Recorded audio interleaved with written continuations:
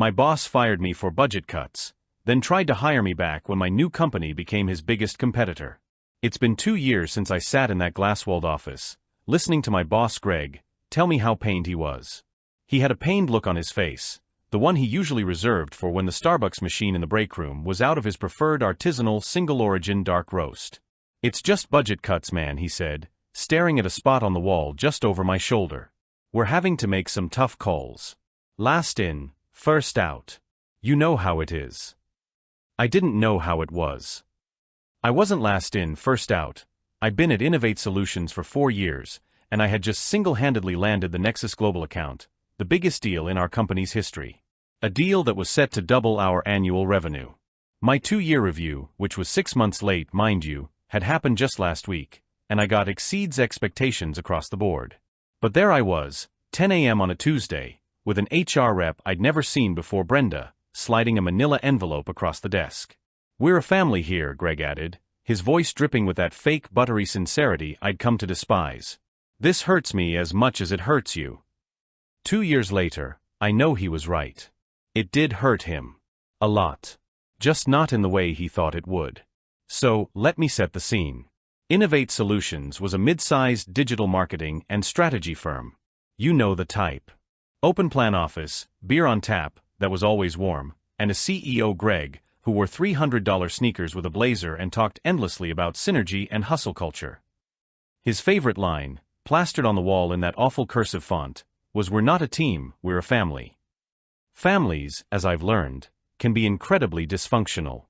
I was a senior project manager, but that title was a joke. In reality, I was the fixer. When an account was on fire, when a client was threatening to leave, when a platform build was a month behind schedule, Greg would pull me into his office, put his arm around me, and say, "OP, I need you to work your magic." And I would.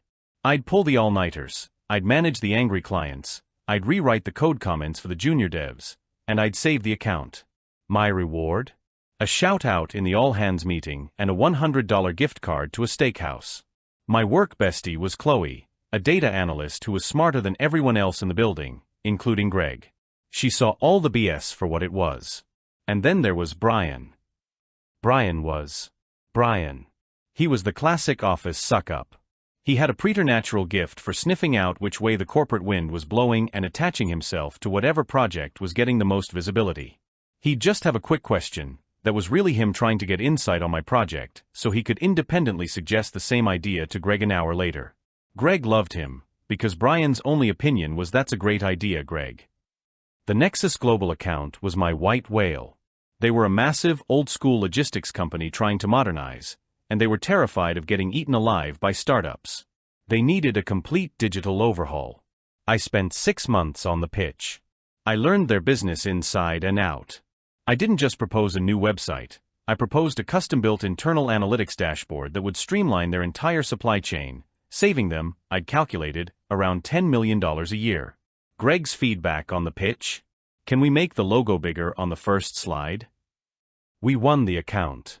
The office celebrated with lukewarm pizza, and Greg gave a speech about how his vision for the company was finally being realized. I was exhausted, but I was proud. I was the new primary contact for Nexus Global. I was building the team. I was finally going to get the director title I'd been angling for. Then, 2 weeks later, 10 a.m. A calendar invite from Greg. Quick sync. I walked in, and Brenda from HR was there. My stomach dropped into my shoes. "Hey Greg. What's up?" "Hey OP. Grab a seat." He was fiddling with a pen. The click-click-click was the only sound in the room. "Brenda, you know OP." I'd never seen this woman in my life. "Hi Brenda." She gave me a thin, reptilian smile. "Good morning." Greg cleared his throat. "So OP, as you know, the market is in a really tough spot right now. We've been looking at the numbers, and, well, we're going to have to make some structural changes." I was confused. Structural changes? We just landed Nexus. The market is great for us. He winced. This is where he gave me the budget cuts line. The last in, first out line. I just stared at him. "Greg, I've been here 4 years. Brian has been here too. Sarah in accounting started 6 months ago. What are you talking about, last in, first out? He stiffened. He hated being challenged. It's a departmental level LIFO, based on project role redundancy. Look, OP, this is a business decision. It's not personal. Not personal. My voice was shaking, a mix of shock and rage. Who is going to run Nexus Global? I'm the only one who knows the spec. I'm the primary contact. Their head of marketing, Julia, calls my cell. Are you just going to drop the biggest client we've ever had? This is where the mask slipped. Greg's pained look vanished, replaced by a cold annoyance. We'll be reshuffling resources to cover the account. Brian will be taking point on Nexus. Brian. The room spun. It all clicked. This wasn't a budget cut. This was a replacement. I was expensive. I had seniority. I had opinions. I pushed back when Greg's vision was stupid or unrealistic. Brian was cheap junior and would say how high when Greg told him to jump. Greg didn't want a fixer anymore. He wanted an enforcer for his own bad ideas. He had used me to land the whale, and now he was cutting me loose and handing my kill to his favorite lackey. So you're giving my account to Brian. Brian is a very capable project manager, Greg said, his voice flat. He's a junior, Greg. He doesn't know the difference between an API and an IPA. That's enough, OP. Greg stood up. The decision is final. Brenda will walk you through the severance package and the exit process. We'll have your things boxed up and sent to you. You're not even letting me go back to my desk. It's standard procedure. Security will escort you out. The family was having me whacked. Brenda, I said, my voice ice cold. Where do I sign? The severance was a joke. 4 weeks. 4 years of my life. For saving his ass a dozen times. For landing the Nexus deal. Brenda droned on about Cobra and my 401k. I just signed everything. I was numb. The security guard, a nice guy named Frank who I always chatted with in the mornings, showed up. He looked genuinely apologetic. Sorry, man. It's okay, Frank. It's just business. As I was walking past the main floor, I saw it. Chloe was at her desk, staring at her screen, and I could see her shoulders shaking. She was crying. She knew. And Brian? He was at his desk, headphones on, staring intently at his monitor. He didn't look up. He knew. I'm 99% sure he knew this was happening before I did. The walk of shame through that open-plan office was the longest walk of my life. The family was just staring, then quickly looking away when I made eye contact. The elevator doors closed. I got to my car. I sat there for 10 minutes in the parking garage, not moving. Then I put my head on the steering wheel and just broke. They did, I said. And the worst part? I've got a non-compete. I can't work for another marketing firm in this city for 6 months. Can they do that? Even if they fired you? They can. It's in the packet. I was screwed. I was locked out of my own industry. On Friday, 3 days after I was fired, I got a text from Chloe. Chloe, you sitting down? Me, I'm lying on the couch in my sweatpants, eating cereal for dinner. What's up? Chloe, Greg just held an all hands. Me, oh yeah? Chloe, he announced a new strategic direction. And a new director of client strategy. Me, no. Chloe, it's Brian. Me, you are F***king kidding me. Chloe, got your office, your title, and your account. They're telling Nexus that you had a family emergency and had to leave the company suddenly, but that Brian was working in lockstep with you the whole time and the transition will be seamless. Chloe, I've seen his notes. He doesn't know what he's doing. He's already asking the devs to build the platform on some old framework that Greg likes. It's going to be a disaster. The numbness I'd been feeling for 3 days curdled into white-hot, diamond-hard rage. This wasn't just an at-will employment thing. This was a calculated, premeditated backstabbing. Greg had a high-performer, me, who was getting expensive and difficult. He had a low-cost, spineless sycophant, Brian, who he could control. He used me to do the one thing he and Brian couldn't do, land a whale, and then cut me, promoting Brian into my spot to manage it, probably for half my salary. He'd created a new role for him. Budget cuts was an absolute, unequivocal lie. I spent the next 2 weeks in a pit. I was applying for jobs I was wildly overqualified for, just to get some interviews. Social media manager for a local car dealership. Content writer for a pet food startup. The depression was real. One night, I was scrolling through LinkedIn, deep in the self-pity hole. And I saw a post from Alex. Alex was the real genius at Innovate. He was a full-stack developer, a true 10x engineer. He'd been our head of tech for 2 years, but he'd quit about a year before I was fired. He left because Greg was, in his words, an ideas-free zone. Alex would propose a brilliant, innovative new product, and Greg would shoot it down because he didn't understand it, or because it would require an upfront investment. Greg didn't like building things, he liked billing for things. He was a maintenance man, not an architect. Alex's post was a link to a small tech blog, with the caption, "Tired of big, bloated agencies recycling the same old ideas. The future is in agile, data-driven micro-consulting. Hashtag new beginnings, hashtag freelance life." My fingers moved before my brain did. I sent him a message. "Hey Alex, long time no see. Saw your post. It just hit me like a ton of bricks. By the way, Greg fired me." He messaged me back in 30 seconds. "Alex, he what?" "Alex, dude. I'm not surprised. He's a moron." "Alex, are you okay?" "Me, not really." He gave my biggest account to Brian. "Alex, T. O'Brien. That human-shaped calculator? The guy who thinks Git is an insult?" "Alex, we need to talk. Coffee. Tomorrow. My treat." We met at a crappy diner halfway between our houses. Alex looked good. He was a little more tired, but his eyes were bright. He'd been freelancing, building custom platforms for clients who were too small for big agencies, but too complex for Shopify. "He's overwhelmed," Alex admitted, stirring his coffee. "I'm a great builder. I suck at selling. I hate the client-facing stuff. I just want to code. But I'm spending 60% of my time writing proposals and answering emails." I just looked at him. "Alex, I'm a great seller. I'm great at the client-facing stuff. And I hate a lot of the deep-in-the-weeds tech. And right now, I have nothing but time." He stopped stirring. He slowly looked up at me. A grin spread across his face. "Go on. What if we didn't freelance? What if we partnered? You've got a non-compete, right? For 6 months. Against marketing firms." I leaned in. "It says nothing about a tech consultancy or a software development house." Alex's grin got wider. "So we're not a marketing firm. We're a custom software development company that just happens to provide strategic consulting on how to use that software." "Exactly.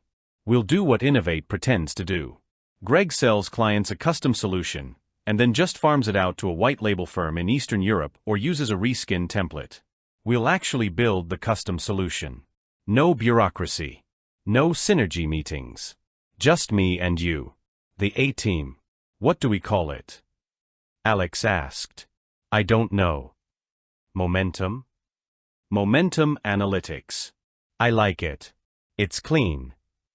"We'll start small," I said, the energy surging back into me for the first time in weeks. "We can work out of my spare bedroom. We'll use my severance to pay the LLC filing fees and build a website. You're the head of product. I'm the head of strategy. We're 50-50 partners." "What about that Nexus deal?" Alex asked. "That dashboard you proposed?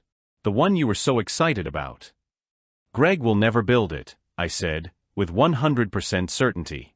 "He'll tell Brian to use some off-the-shelf platform that costs $50 a month. It'll be slow, it'll be buggy, and the client will hate it." "So," Alex said, his eyes gleaming, "while we're waiting for your non-compete to run out, we build the real version of that dashboard. We build it as our flagship product."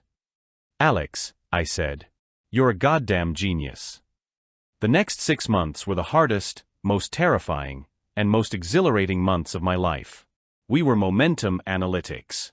Our HQ was my guest room, which was just two folding tables facing each other, covered in monitors, with a whiteboard in between. My wife was a saint. She'd bring us sandwiches and coffee, and just quietly close the door when she heard us arguing about a feature. I handled the legal. Filed for the LLC. Set up the bank accounts. I used my tiny severance to pay a lawyer to review my non-compete. He confirmed it. As long as we branded ourselves as a software company and not a marketing one, Greg couldn't touch me. Alex. Alex was a machine. He coded 16 hours a day. He was building our Nexus killer platform from the ground up. I was acting as the product owner, using every single note I had from my 6 months of pitching Nexus. I knew exactly what they wanted, what their pain points were, and what their dream features were. And Alex was building all of them. While he coded, I networked. I called every person I knew. I took every Let's Grab coffee meeting. I was selling. Our first client was a local bakery chain. They had a terrible e-commerce system. We bid $1,000, which was criminally low. They accepted. Alex and I built them a new one in a week. It was beautiful. Their online orders tripled. They were so happy they referred us to 2 other local businesses.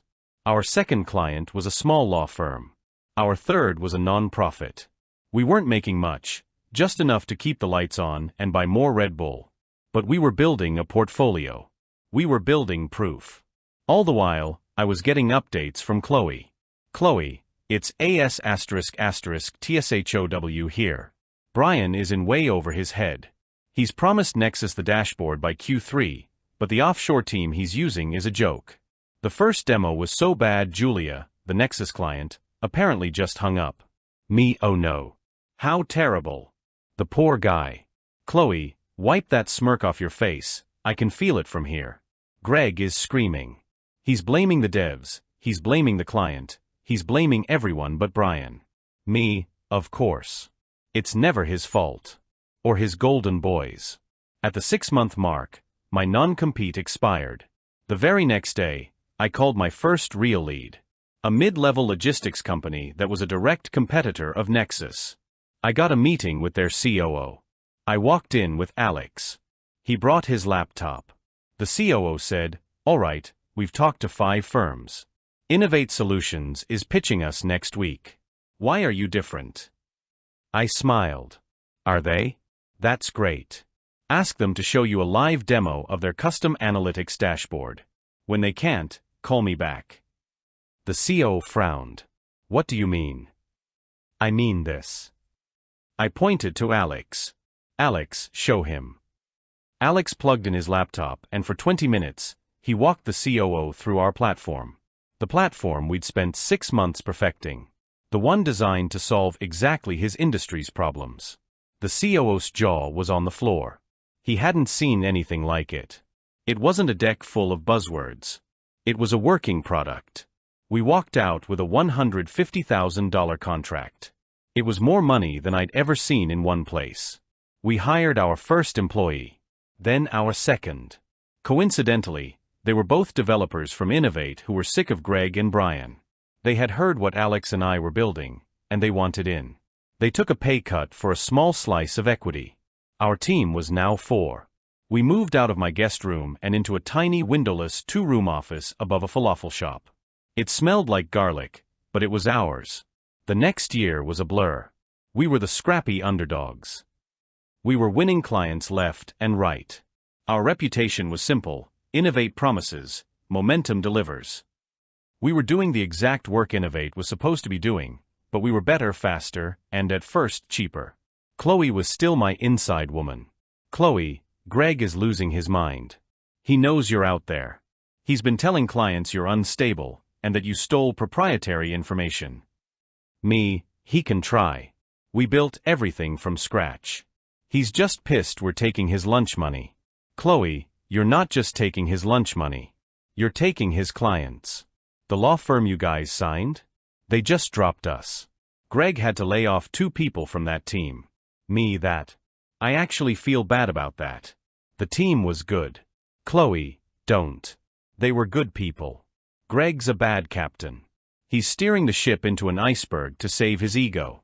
1 year after we signed our first big client, it was our 2nd anniversary of being fired. My firing-versary. Anna and I went out. It's crazy, she said, raising a glass of champagne. 2 years ago, you were on the couch in your pajamas. Now you're a CEO. You have 10 employees. We have 10 employees, I corrected. And Alex is co-CEO. And we're still barely breaking even. But you're happy, she said. I haven't seen you this energized in ever. She was right.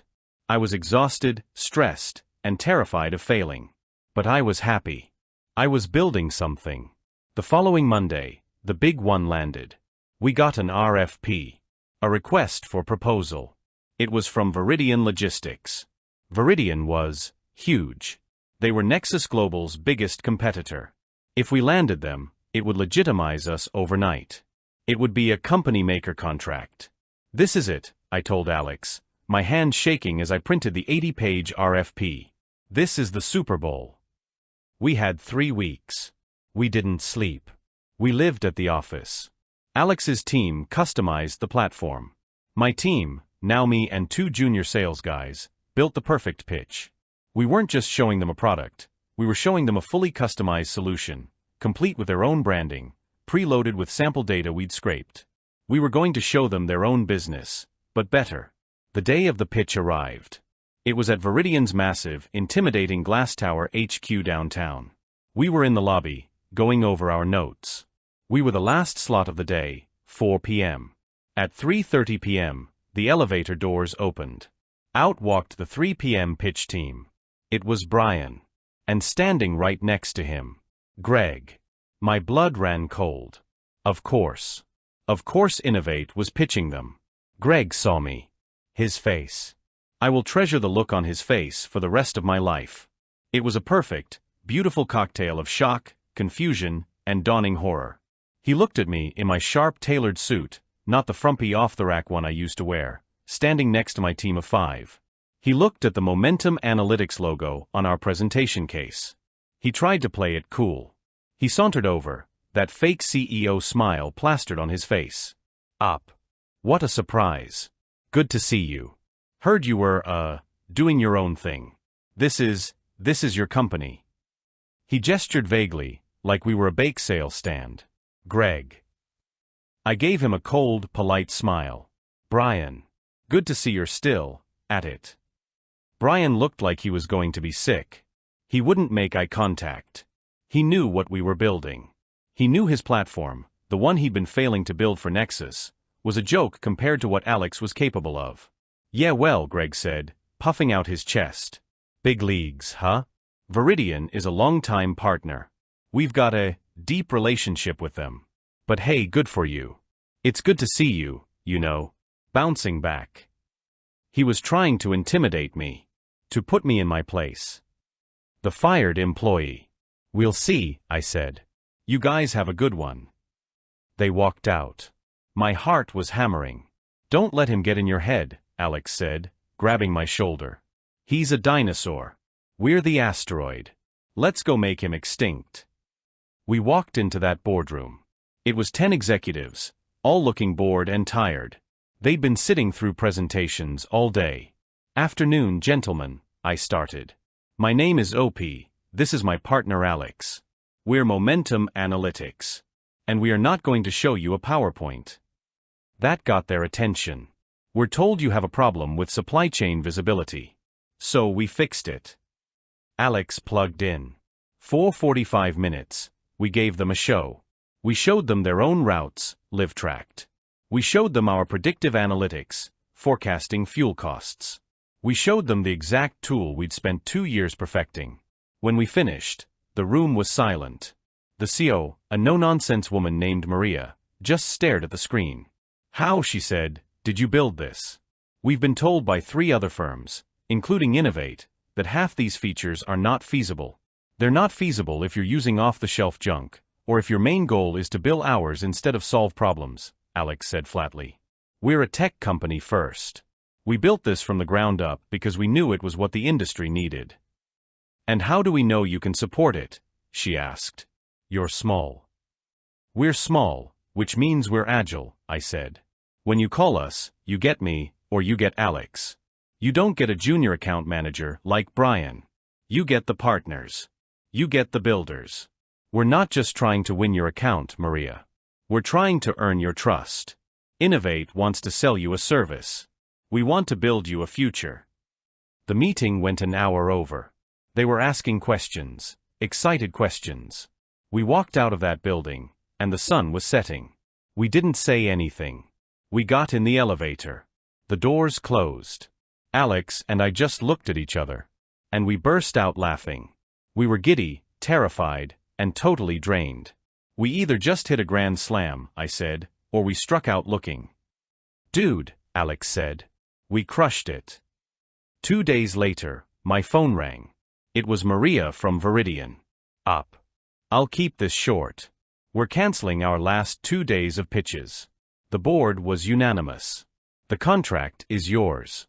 Our legal team will be in touch with yours. I muted the phone. I screamed.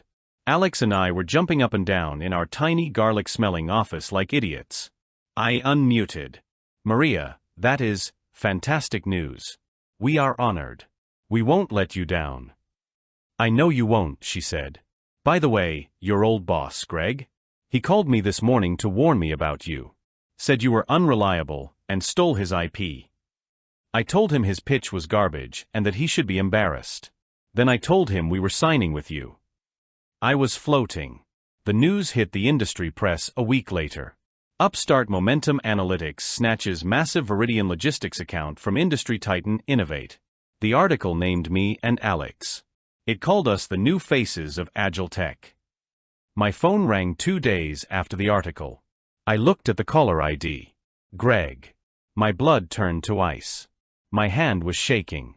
Put it on speaker, Alex said, his eyes wide. I picked up. Hello. Up. Hey. Buddy. How are you? That fake, buttery voice. My stomach turned. I'm busy, Greg. What do you want? Whoa. Busy, huh? I saw the Viridian news. Congrats, man. That's huge. Seriously, I'm proud of you. You really took what you learned at Innovate and ran with it. That's great. What I learned at Innovate. The nerve. Get to the point, Greg. Right. Okay. So, I'm just going to be blunt. We're restructuring here at Innovate. Shaking things up. You know how it is, new market realities. Restructuring. Budget cuts. I knew these words. And we've got this new role we've just created. VP of Innovation. Big corner office, signing bonus, team of 10. And well, it's got your name written all over it. We want you to come home, man. Alex was covering his mouth, trying not to laugh. I just sat there, stunned. A VP role. I said, my voice dangerously quiet. Wow. What happened to budget cuts, Greg? He gave that nervous, high-pitched laugh. You know. Business cycles. Things change. Look. I'll be honest. I made a mistake letting you go. It was a tough call, and it was the wrong one. You were right. Right about what? About everything. The Nexus build, look. It's not going well. Brian is a great guy, but he's just not at your level. He's not a fixer. You are. The Nexus account is on the rocks. They're threatening to walk. So let me get this straight, I said, savoring every single word. You fired me under the lie of budget cuts so you could give my job and my biggest ever client to a cheaper, unqualified yes man. Now, 2 years later, after that yes man has driven your company into the ground, and my new company just publicly humiliated you by stealing the Viridian account, you're calling to offer me a job? You want me to come back and put out the fire you started? There was a long, painful silence. I can offer you double, he said, his voice small. Double what you were making. And a $50,000 welcome back bonus. Just come in. We can talk. We're family, OP. We can fix this. Family. That was it. The dam of my professionalism broke. Greg, I said, and my voice was no longer quiet. It was cold. It was hard. Listen to me very, very closely. I'm going to give you some free advice. The word you're looking for is no, but that's not good enough for you. OP, just listen. No, you listen. My new company, Momentum? The one you just congratulated me for? We just signed Viridian. You might remember them from the lobby. That one contract is worth more than your 3 biggest clients combined. We're also in final talks with A2B Logistics and Crestview Holdings. I heard a sharp intake of breath. They were 2 of his other major clients. How did you? They called us, Greg. They saw what we did for Viridian and they called us. They're not happy with you, either. But that's not even the best part. You're worried about the Nexus Global account? The one Brian is fumbling? The one you fired me from? What about it? He whispered. I just got off a call with Julia, their head of marketing, an hour ago. She was thrilled to hear about our Viridian deal. She's been following our progress for 6 months. She told me the platform Brian delivered was an unusable pile of garbage, and that she's been building a case to her board to terminate their contract with you for breach of promise. No, he said. It was a pathetic sound. Yes. They are exercising the 30-day termination clause. Their contract with Innovate Solutions ends on the 31st. And, oh, this is the funny part. They signed a new 2-year contract with us this morning. They're even paying us a consulting fee to help their lawyers get their money back from you. Dead silence. I could hear him breathing. Just this shallow, panicked breathing.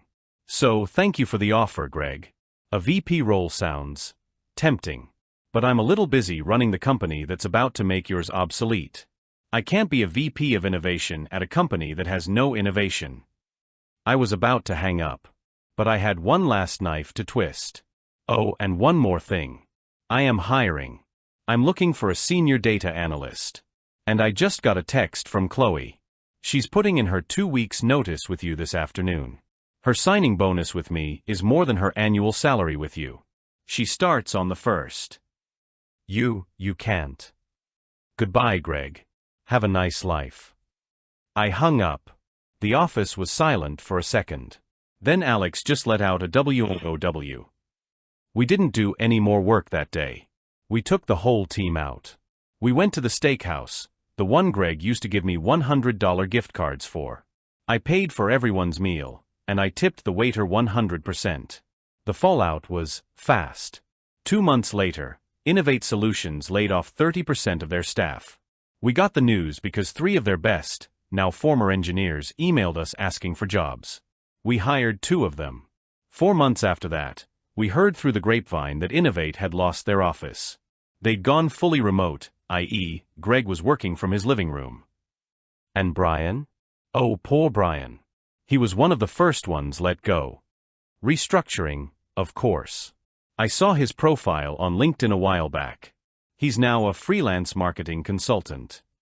He tried to send me a connection request. I ignored it. Today, Momentum Analytics has 52 employees. We have a whole floor in the same building as Viridian. Alex is a genius, Chloe runs our entire data science division, and Anna and I are finally looking at houses in the good school district. Greg never called me again. I heard he's trying to rebrand himself as a business coach. Sometimes, I think about that 10 a.m. meeting. The pained look on Greg's face. The manila envelope. The family BS. He was right. It did hurt. It was the worst day of my professional life. It was also the best. He thought he was cutting dead weight, but he was really cutting his own lifeline. He didn't fire me for budget cuts. He fired me because he was a mediocre manager who was threatened by competence. He didn't understand that A players want to work with other A players. He surrounded himself with B and C players like Brian, and he drove all his talent away. First Alex. Then me. Then Chloe. Then his best devs. He didn't get fired. He just got left behind. And in this business, that's so much worse. TLDR, my boss fired me, his top performer, under the guise of budget cuts to replace me with a cheaper, unqualified suck-up. I partnered with my old company's other top performer, the tech genius, and we started our own firm. We spent 2 years building a better product.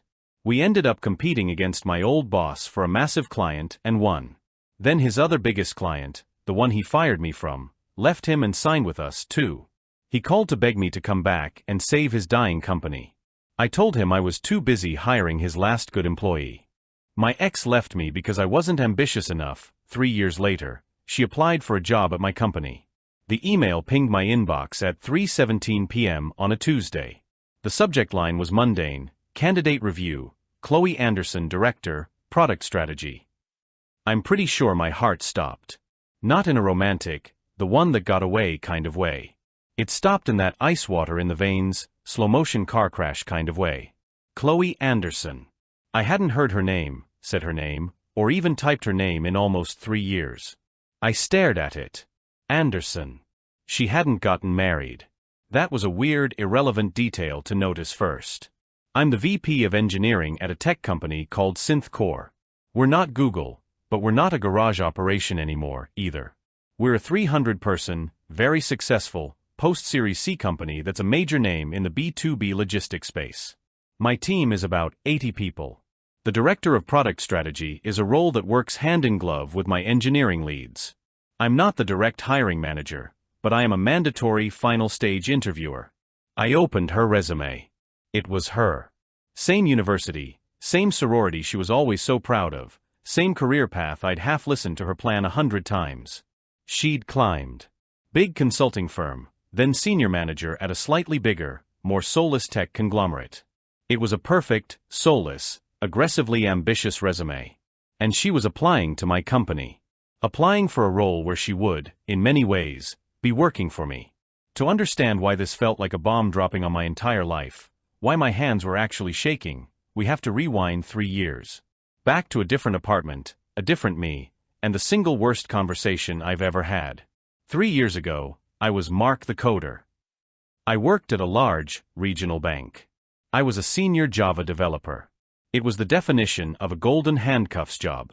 The pay was good, not great. The benefits were solid. The work was mind-numbing. My job for 5 years had been to maintain a vast, labyrinthine system of code written in 2003. I was good at it. I was the guy they called when some ancient but critical batch job failed at 2 a.m. I didn't hate it. I didn't love it. I was, in a word, content. I was 28. Chloe was 27. We'd been together for 4 years. We lived in a nice but generic apartment. We had our shows we binge-watched, our favorite takeout, our comfortable routine. I thought we were happy. I was wrong.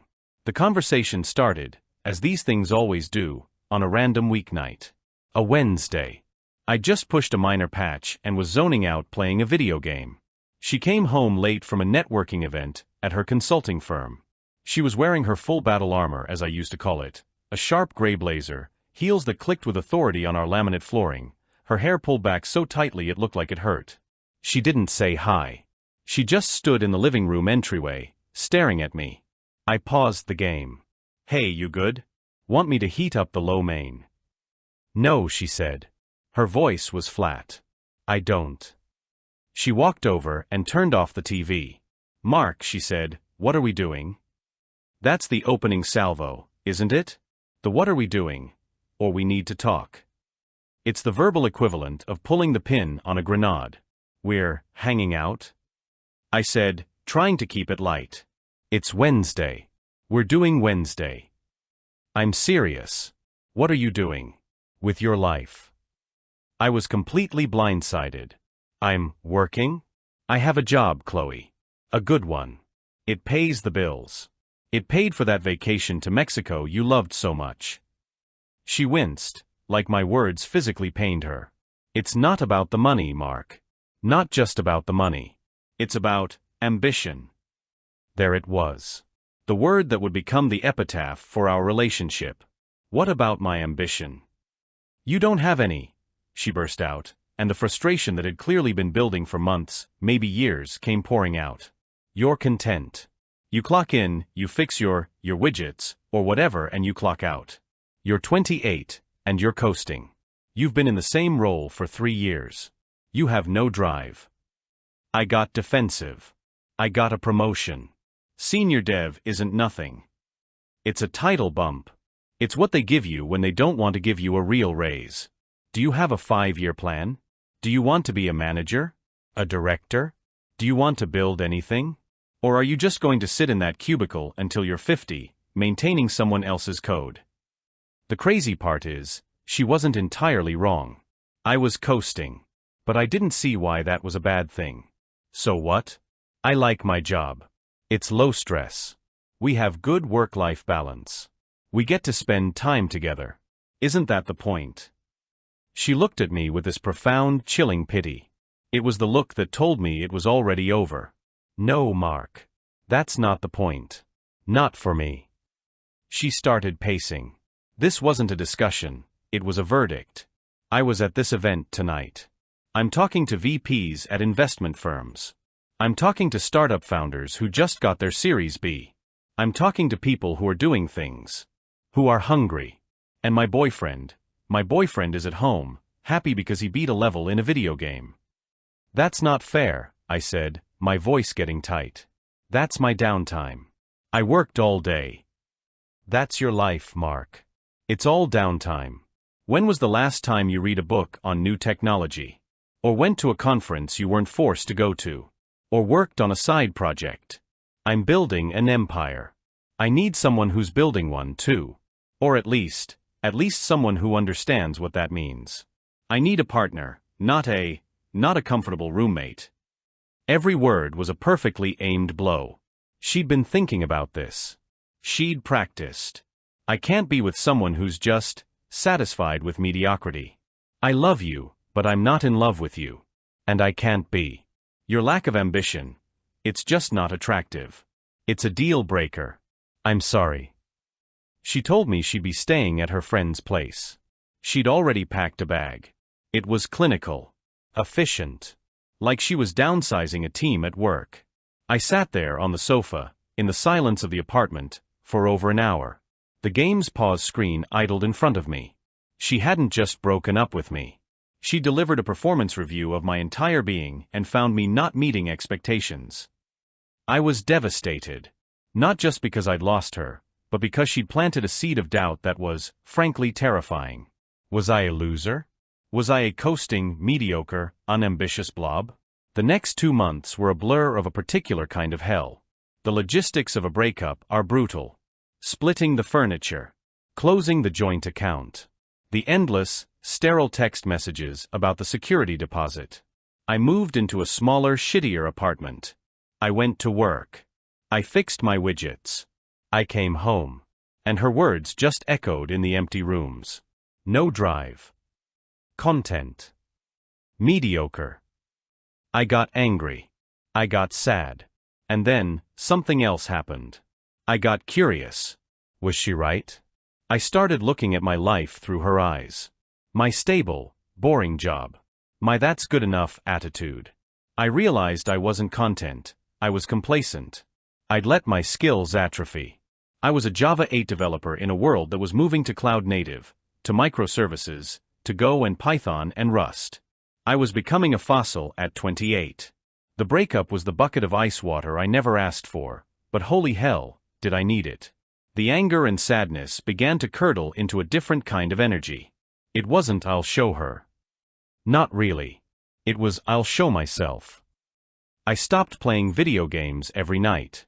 I bought a subscription to a tech learning platform. I started studying. I dug into AWS, into Kubernetes, into microservice architecture. I felt a part of my brain click back on that had been dormant for years. I started a side project, a stupidly complex app for tracking craft beer trades, just because it was a hard problem to solve. I was working on it one Saturday at a coffee shop, deep in a flow state, when I heard my name. Mark? Mark Sullivan? Holy crap, is that you? I looked up. It was Ben Carter. Ben was a guy I'd known in college. He was 2 years ahead of me, a legendary coding genius type who dropped out to join a startup, which got acquired. He was one of those doing things people Chloe would have fawned over. Ben. Hey man. How are you? He looked at my screen. I had a complex system diagram up. What is that? That's not bank software. I laughed. No man. Just a side project. Trying to learn some new tricks. We talked for an hour.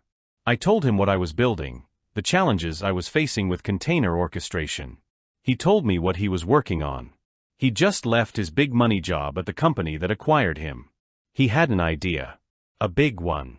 He wanted to revolutionize logistics, using AI and machine learning to optimize last-mile delivery. It was absurdly ambitious. I just raised a $2 million seed round, he said, his eyes electric. But I have a problem. I'm a good product guy, but my back-end architecture skills are rusty. I need a technical co-founder. Someone who can actually build this thing. He looked at my diagram again. He looked at me. You're bored at the bank, right? How'd you know? Everyone's bored at the bank. Look, this is a crazy long shot. The pay is, well, it's shit. It's half what you're making now. Maybe less. It's all equity. It's 70-hour weeks. It's a huge, insane risk. 3 months earlier, I would have laughed in his face. A pay cut? 70-hour weeks? For a maybe? No, thank you. I had my 401k match and my stable salary. But all I could hear was Chloe's voice. Do you want to build anything? Tell me more, I said. A month later, I cashed out half my savings, quit my golden handcuffs job, and became employee number 2 and founding engineer at SynthCore. The next 3 years were the hardest, most brutal, and most exhilarating years of my life. Ambitious wasn't the right word for what was required. It was total obsession. That first year, it was just me, Ben, and 2 other engineers working out of a glorified closet with a bad coffee machine. We weren't just doing things, we were doing everything. I wasn't just a coder. I was the architect, the database administrator, the DevOps team, the QA tester, and the on-call support, all at once. I wasn't just maintaining old code. I was building from a completely blank text file, a platform that needed to be infinitely scalable, hypersecure, and lightning fast. I made a lot of mistakes. I broke the entire production environment at least 3 times. But every time I fixed it, I learned. I remember one night, about 6 months in. We were trying to land our first major client, a regional grocery chain. Our demo was the next morning. At 10 p.m., a critical data pipeline failed. Silently. It just stopped ingesting data. No errors, no logs. Nothing. Ben was pacing, white as a sheet, talking about how we were ruined. I sat there, staring at the code, for 4 solid hours. My brain was soup. And then I saw it. A race condition. A 1 in a million scenario where 2 processes tried to write to the same temporary file at the exact same microsecond. A scenario that would never happen in a test environment. I didn't just patch it. I spent the next 8 hours, fueled by nothing but adrenaline and stale donuts, rewriting the entire ingestion module. I implemented a proper queuing system, error checking, and automatic retries. I didn't just fix the bug, I made the whole system 10 times more resilient. We landed that client. As the company grew, I grew. We got our Series A. Suddenly, I had a budget. I had to hire people. I, not a manager, Mark, had to interview and build a team. I was terrified. But I learned. I learned that I was good at spotting talent. I learned that I was good at explaining complex ideas simply. I learned that I was good at protecting my team from the business side chaos, just as Ben protected us from the investors. After our Series B, we were 150 people. I was officially the director of engineering. A year after that, following a massive successful platform migration that I led, I was promoted to VP of engineering. My lack of ambition turned out to be a lack of opportunity. Chloe thought ambition was about schmoozing, about climbing a predefined ladder at a big shiny corporation. I learned that my ambition was about building. It was about solving puzzles. It was about ownership. I didn't care about the title, but I damn sure cared about the work. In those 3 years, I didn't date much. I didn't have time. I didn't check Chloe's social media. I'd made a clean break. I'd heard, through a mutual friend, that she'd gotten a big promotion at her consulting firm. Good for her. I truly meant it. The sting was gone. I was too busy. I was happy. I wasn't content, I was fulfilled. And that brings us back to Tuesday. 3:17 p.m. I stared at her resume. Director, Product Strategy. The job was to define the what and why for the next generation of our platform. It was a senior role. It required deep technical understanding and a ruthless, forward-thinking business sense. It was, in short, a very ambitious role. I clicked the internal candidate tracking link. I could see the HR screener's notes. Polished. Articulate. Excellent experience at big firm. Seems very driven. Eager for a high-growth environment. Driven. I had to laugh at that. I saw the interview loop. HR screen, done. Hiring manager, Sarah, our CPO. Peer interview, Jen, Director of Marketing.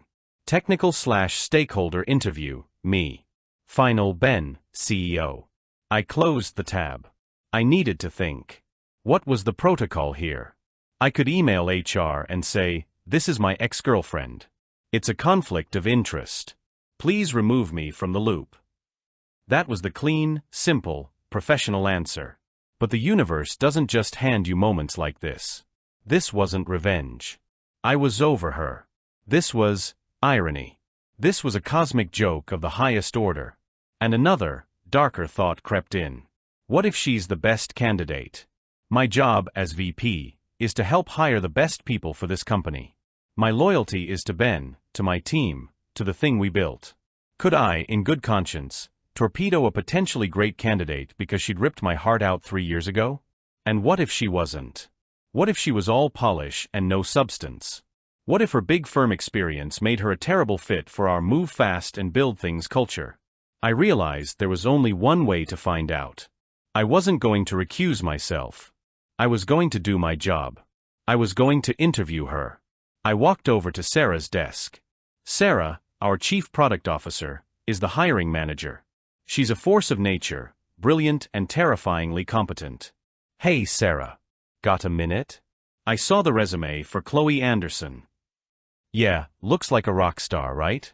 HR is obsessed with her. I've got her first-round video call tomorrow. Why? I had to play this carefully. Just a heads up. I know her. We dated. Like, years ago. It ended, not great. Just wanted to put that on the table. I'm 100% fine to be in the loop, I can be totally professional, but I wanted you to know in case it's an issue. Sarah looked at me, her detecting bullshit meter running. Not great, how? Like restraining order not great. God no. Nothing like that. More like, you're a lazy piece of shit, not great. We just had very different views on life. Sarah grinned. Oh, this is way better. Does she know you work here? Does she know who you are? I thought about it. I doubt it. My name isn't on the About Us page, not on that level. She'd have to do some deep LinkedIn stalking, and even then, she'd just see VP of Engineering. She probably wouldn't connect Mark the coder from the bank with this job. She probably thinks I'm still in that cubicle. Sarah's grin got wider. Okay. So, you're sure you're good with this? No weirdness. I'm sure, I said. I'll be a stone-cold professional. But I'd love to be a fly on the wall for your call. Not a chance, she laughed. But I'll give you the full report. The next day, I was vibrating with a weird, nervous energy. I tried to focus on a code review, but my eyes kept drifting to the clock, then to Sarah's empty desk. She was in a conference room for the video call. At 2:30 p.m., she came back, walked straight over to my desk, and dropped into the chair. So, I said. Holy shit, she said, her eyes wide. Good? Bad? She's perfect. On paper. She's smart. She's articulate. She knows our market, she's diagnosed our competitors' weaknesses, she has a whole-ass plan for what she'd do in her first 90 days. She's a killer. Exactly what we've been looking for. My stomach sank. I don't know why. Was I hoping she'd fail? But I asked. But, Sarah said, leaning in, she kept asking these weird questions. About the culture. She kept using a word. Ambition. How would you describe the ambition of the leadership team? I'm looking for a company with a truly ambitious roadmap. What's the senior leadership's appetite for ambitious plays? It was a lot. Like lady, we're a $100M revenue company. We're ambitious. Calm down. I couldn't help it. I barked out a laugh. What's funny? Nothing. Just an inside joke. So what's next? She's moving to the next round. Jen, then you. I've scheduled the on-site for next Monday. You're at 11 a.m. Does she know I'm in the loop? Yep, Sarah said. I gave her the schedule. I listed the interviewers by name and title. You'll be meeting with Jen, our Director of Marketing, and Mark Sullivan, our VP of Engineering. Sarah watched me. She didn't react. Didn't even blink. Just said, "Great, looking forward to it." So, she knew. This changed things. Now it wasn't an ambush. It was a premeditated, what? A confrontation? Did she think I'd just forgotten? Did she think I was still the same guy, and she was walking in to do me a favor by gracing my company with her presence? Or, and this thought was more unsettling, did she just not care? Was our relationship so insignificant to her that it wasn't even an obstacle? That she could just walk in, sit across from the man she'd called mediocre and unambitious, and ask him for a six-figure job? The weekend was long. I found myself looking in the mirror, really looking. I wasn't the guy she'd left. That guy wore free t-shirts from tech conferences and jeans. This guy wore button-downs and decent shoes. My hair was styled. I'd lost the comfort weight and gained the stress muscle. I looked like a VP. I looked like someone she'd want to network with. The thought made me sick to my stomach. Monday morning. I was in a 9 a.m. meeting with my team leads, discussing our Q4 roadmap, but my brain was 20% there, 80% on the 11 a.m. calendar invite. At 10:45, I walked to the conference room. It's a nice one, glass walls overlooking the city. I was the first one there. I set up my laptop, opened my notebook, and pulled up her resume, though I'd already memorized it. I pulled up our standard interview question template for the role. I was going to be 100% by the book. No personal bullshit. No, so, you're ambitious now, huh? I was going to be Mark Sullivan, VP of Engineering. A professional. At 10:50, Sarah walked in. As the hiring manager, she was sitting in on all the loops. You ready for this? She whispered, grabbing a coffee. Ready as I'll ever be. She just crushed it with Jen, by the way. Jen loved her. Thinks her go-to-market ideas are brilliant. Great, I said, my voice drier than I intended. At 11 a.m. on the dot, the door opened. Our receptionist showed her in. Chloe, this is Sarah, who you spoke with, and Mark Sullivan, our VP of Engineering. She walked in. She looked exactly the same, but more so. Her blazer was sharper. Her heels were higher. Her hair was pulled back in that same painfully tight bun. She looked like a weapon. She looked at Sarah first. Sarah, so great to finally meet you in person. I really enjoyed our chat. Then she turned to me.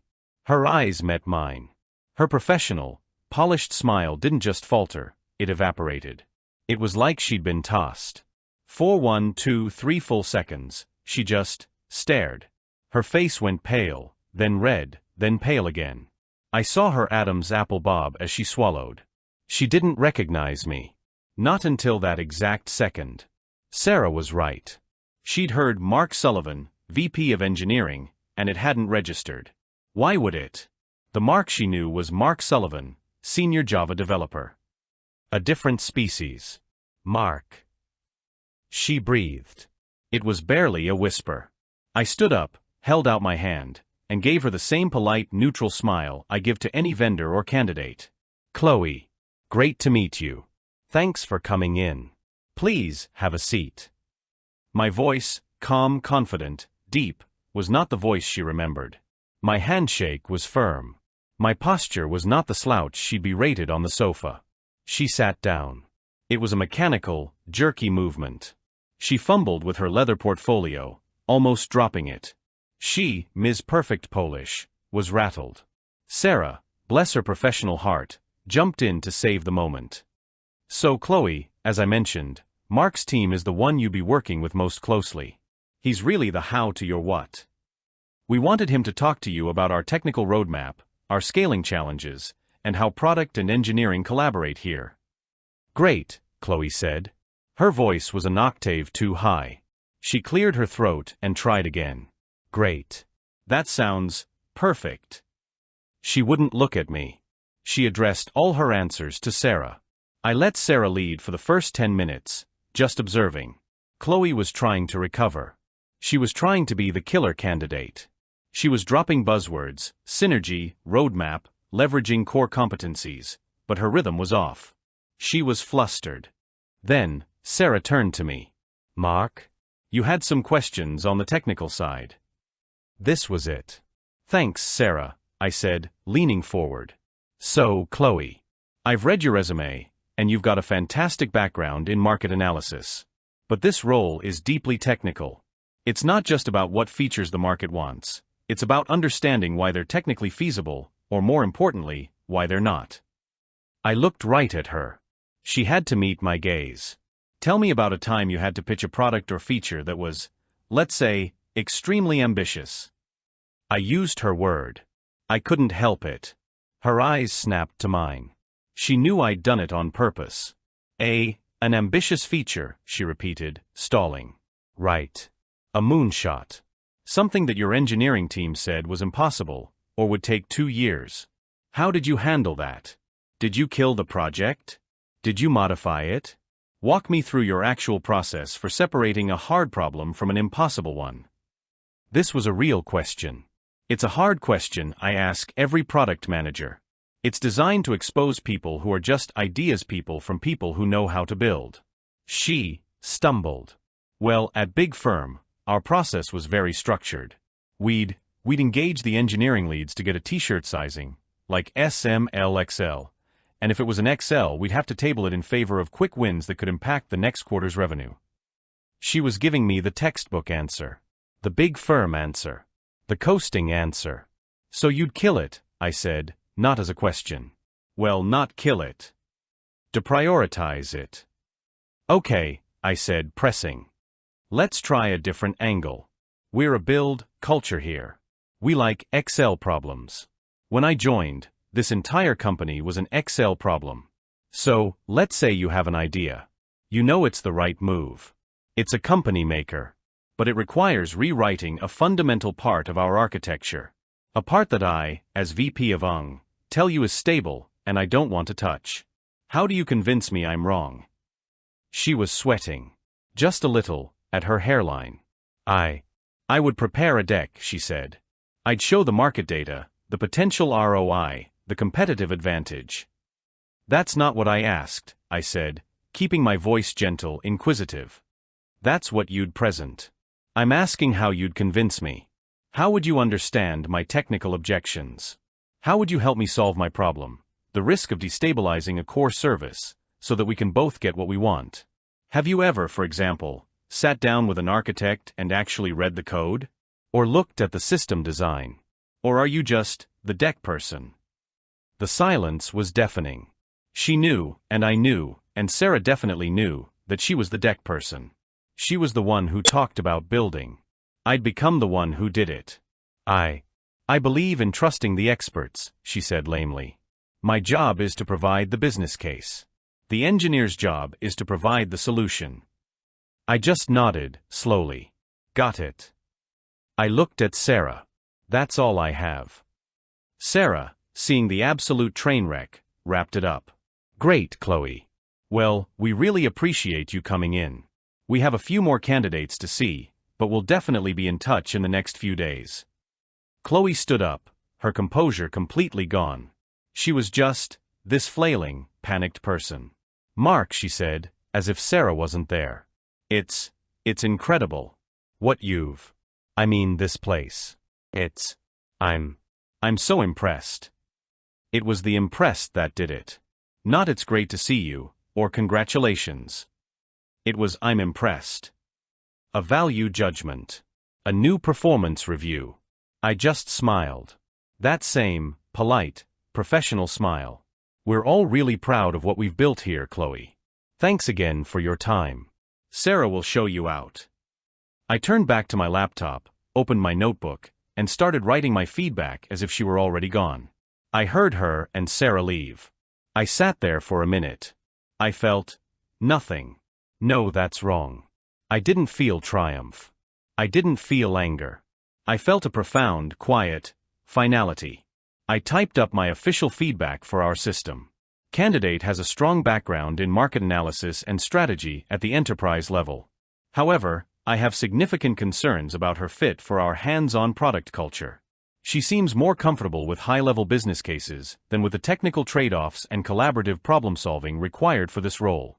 Her answers to my questions about technical/product collaboration were superficial and relied on process rather than a deep understanding of how to build software.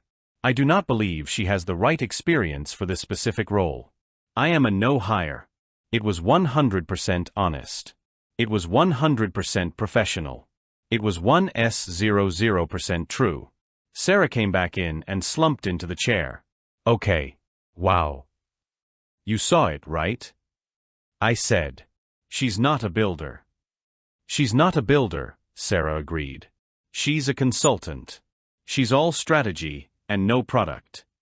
She totally bombed your questions. Even if you two had never met, you'd have given the same feedback. I know, I said. But still, Sarah said, that grin back. The look on her face, Mark. When she saw you. I've never seen someone's entire worldview shatter in real time. She paused. So, lack of ambition, huh? I just shrugged, but I was smiling. An hour later, Ben, the CEO, poked his head into my office. Heard the ex-girlfriend interview was eventful. You could say that, I said. Sarah sent me your feedback. Very professional. I'm guessing it wasn't a hard no to write. It was the easiest no I've ever written. She's not the right fit. Good, Ben said. Because I just saw her resume. She's a job hopper with a consulting background. She'd last 6 months here before she got bored. We're not ambitious in her way. We're obsessive. It's different. He was right. HR sent her the thanks, but we've decided to pursue other candidates' email the next day. I wasn't CC'd, but Sarah told me. I haven't heard from her since. No angry email. No let's get coffee text. Nothing. I think the shock and the shame, was probably total. She didn't just get rejected for a job. She got an answer to a question she didn't even know she was asking. The best part of this whole thing isn't some petty, I showed her revenge. I'm not going to lie, that part feels not bad. But the best part is that I didn't have to do anything. I didn't have to be petty. I didn't have to say, remember what you said to me? I didn't have to gloat. All I had to do was be myself. My new self. The self I built. The ultimate revenge wasn't me rejecting her. It was me becoming the person she was supposedly looking for, and in the process, realizing she was the last person I'd ever want to hire. I'm sitting at my desk right now. It's 7 p.m. My team is home. It's quiet. I'm looking at our roadmap for next year. It's insanely ambitious. It's probably impossible. We're going to try and do it anyway. I've got a date on Friday with a woman. She's an architect. She actually builds things. We'll probably go for tacos and talk about our work. It'll be nice. Chloe was right about one thing. The old Mark was coasting. He was mediocre. He wasn't ambitious. And I'm grateful, in a weird way, that she was ruthless enough to tell me. Her deal breaker was the catalyst for my entire life. She was the problem, but she was also the solution. I just closed my laptop. Time to go home. I'm not coasting. I'm just done for the day. And that feels pretty damn good.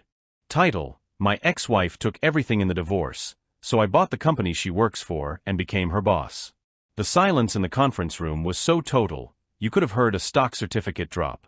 It was one of those beige, soul-sucking boardrooms from the 1990s. Stale coffee, cheap wood veneer, a projector screen that was slightly yellowed.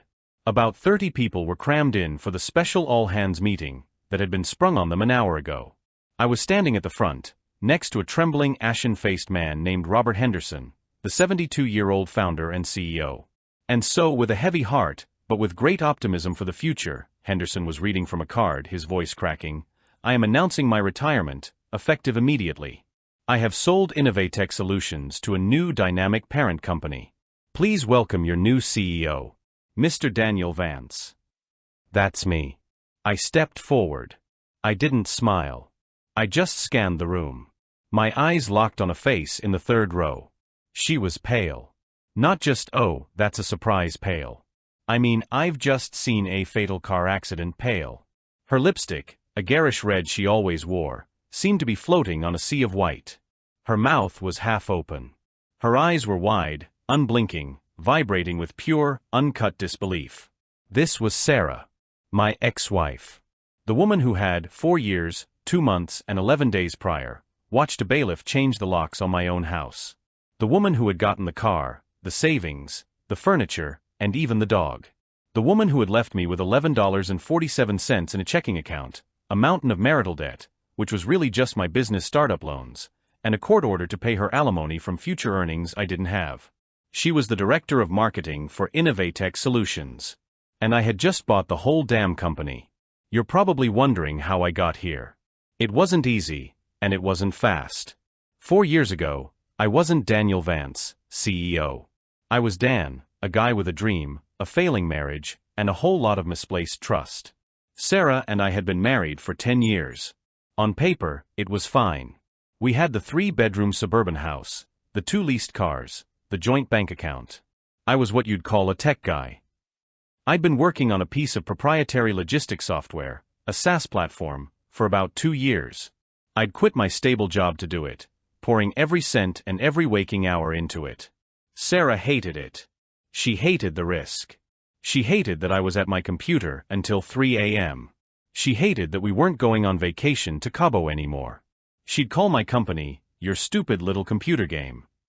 I just kept saying, "1 more year, Sarah. This thing is going to pop. It's going to change everything." It did. Just not how I thought. The day I found out she was having an affair was the day I closed my first beta client. I was ecstatic. I came home early, holding a bottle of champagne that had cost me $60 I couldn't afford. I found her in our bed with our neighbor, the real estate agent. You can't even make this stuff up. I was devastated. I was angry. But mostly, I was naive. I thought, okay, we'll split everything 50-50ths. It'll be messy, but we'll be adults. I didn't realize she had been planning this for months. She hired a shark. A silver-haired monster named Gavin, who probably flossed with the heartstrings of his enemies. I couldn't afford a lawyer, so I got a public defender who looked like he was still in law school and smelled faintly of ketchup. It was a massacre. Gavin argued that my software company, which was pre-revenue, was a marital asset. But since it had no provable value, it was a speculative risk. He then argued that the debt I'd taken on to build it, the server costs, the cloud services, the small business loan, was marital debt. They did an appraisal. The house, which we'd bought for $300,000, was suddenly appraised at $280,000 in a depressed market, thanks to her lover, the real estate agent, who provided the expert valuation. They'd also discovered a critical foundation crack and black mold. The final judgment was a masterpiece of legal destruction. Sarah got the house. The low appraisal and repair costs meant there was zero equity to split. She would graciously take on the burden of the house. She got the joint savings account, as it was needed to maintain the property.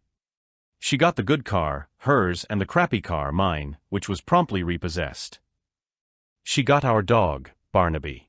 I got my company, and all $150,000 of the debt associated with it, which was now solely in my name. And the final beautiful soul-crushing cherry on top, because I was voluntarily underemployed by quitting my stable job to pursue a hobby business, I was ordered to pay her $2,000 a month in alimony, based on my previous job's earning potential. I was legally, financially, and spiritually annihilated. The first 6 months are a blur. I slept on my buddy Mark's couch. Mark was the only person who had believed in my software. He was my co-coder, my first unpaid employee. He let me stay with him until his girlfriend gave him an ultimatum. I ended up in a single-wide trailer in a park on the bad side of town. The rent was $400 a month. I got a job stocking shelves at a grocery store from 10 p.m. to 6 a.m. I'd come home, sleep for 4 hours, wake up at noon, and code. I'd sit at a rickety card table, on a terrible laptop, the trailer reeking of stale beer and my own failure. I'd code, I'd make sales calls, I'd eat ramen. I was running on pure, unadulterated spite. Every time I thought about quitting, I'd picture Sarah's smug face in that courtroom. I'd picture her lawyer, Gavin, patting me on the shoulder and saying, "Better luck next time, kid." My company, which I'd called Nexus Flow, was dead. Sarah's lawyer had sent cease and desists to my beta clients, claiming the IP was a contested marital asset. So, I started over. I took the core code, the architecture I had in my head, and I rebuilt it from scratch. I called it Aperture Logistics. It was better, faster, more secure. For a year, I lived that life. Stocking shelves at night, building a company by day. Mark came over on weekends. We were fueled by cheap pizza and the desire to not be complete losers. I ignored the alimony demands. They piled up. A bench warrant was issued for my arrest for non-payment. I was so far off the grid, they couldn't find me. Then, the first break. A mid-sized shipping company in Ohio had a catastrophic data breach. Their entire logistics system was locked down by ransomware. They were dead in the water. I had spent my trailer year obsessing over security. I called their VP of Ops, a guy I'd cold emailed 6 times before.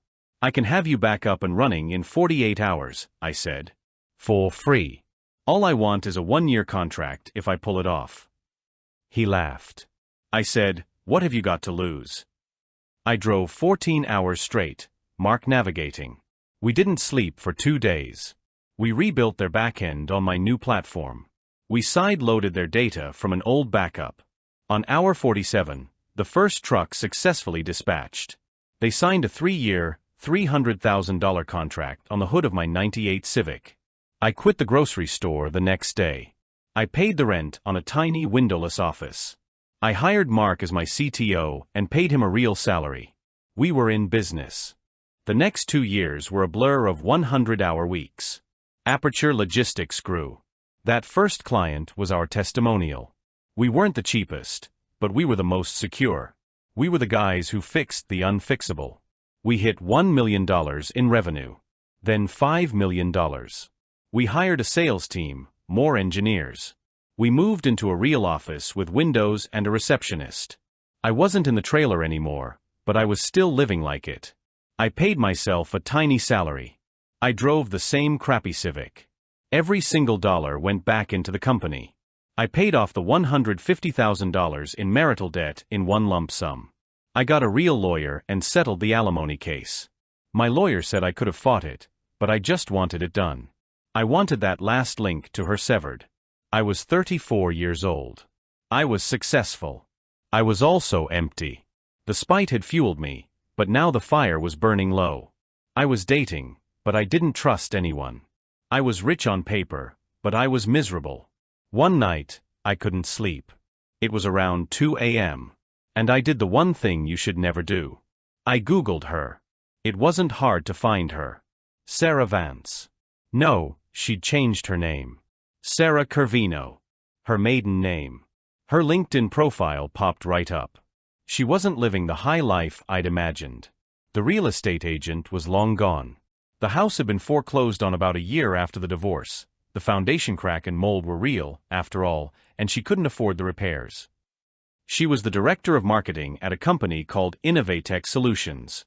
I'd heard of them. They were an old guard competitor. They made logistics hardware, scanners, trackers, that kind of thing. They'd been around for 30 years. Their software was notoriously clunky, which is why companies like mine were eating their lunch. They were a dinosaur. I clicked through her profile. The corporate headshot, the fake cheerful smile, the buzzword-laden about section, synergizing go-to-market strategies, and optimizing brand engagement. It was all the same fluff she used to spout. She was pure presentation, zero substance. I looked at her company. Innovatech. A little digging told me they were privately held.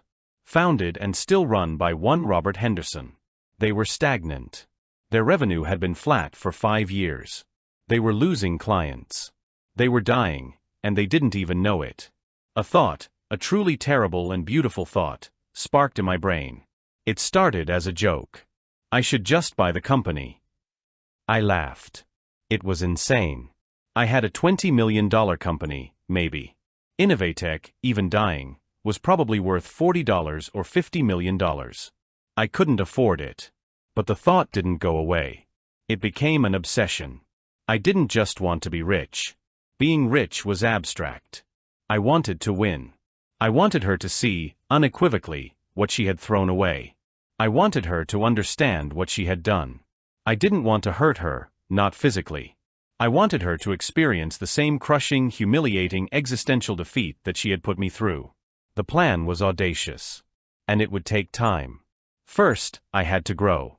I needed Aperture to be bigger, stronger. I spent the next year in acquisition mode. I bought 2 smaller competitors, absorbing their tech and their client lists. I worked with investment bankers. I did a series of funding round, not because I needed the cash, but because I needed the valuation and the strategic partners. My company was now valued at $100 million. I still owned 60%. Now, I was a player. I turned my attention back to Innovatech. I couldn't just walk in with a hostile takeover. It was private. I needed an in. I found one. Innovatech's core weakness was their software. My core strength was my software. I reached out to Robert Henderson, CEO to CEO. I didn't propose an acquisition. I proposed a strategic partnership. Mr. Henderson, I said over a very expensive lunch, your hardware is industry standard. My software is next generation. We are fighting over the same clients. Instead, let's partner. We integrate my Aperture platform with your scanners, and we sell a complete, unbeatable package. We can lock down the entire Midwest market in 2 years. Henderson was old school. He was wary of new tech. But he was also losing money. He saw my client list. He saw my growth. He agreed. We spent 6 months integrating. This was the dangerous part. My team had to work with his. And his team included the marketing department, run by Sarah. I made Mark the public face of the integration. I stayed in the background. I was the visionary CEO, too busy for the day-to-day.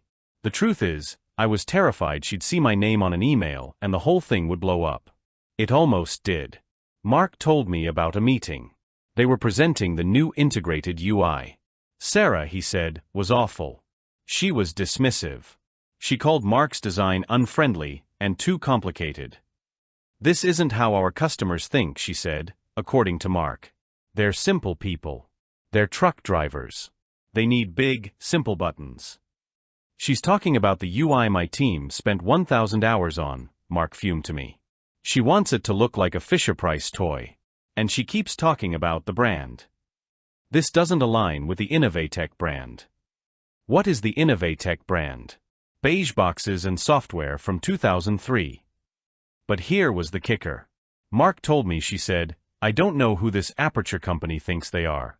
Henderson is making a big mistake letting these startup kids play in our sandbox. She didn't know. My name wasn't on the presentation. She had no idea it was me. The irony was so thick I could barely breathe. I told Mark to give her what she wanted. Make the buttons bigger. Make them bright primary colors. Put the Innovatech logo on every screen. Just get the deal signed. He did.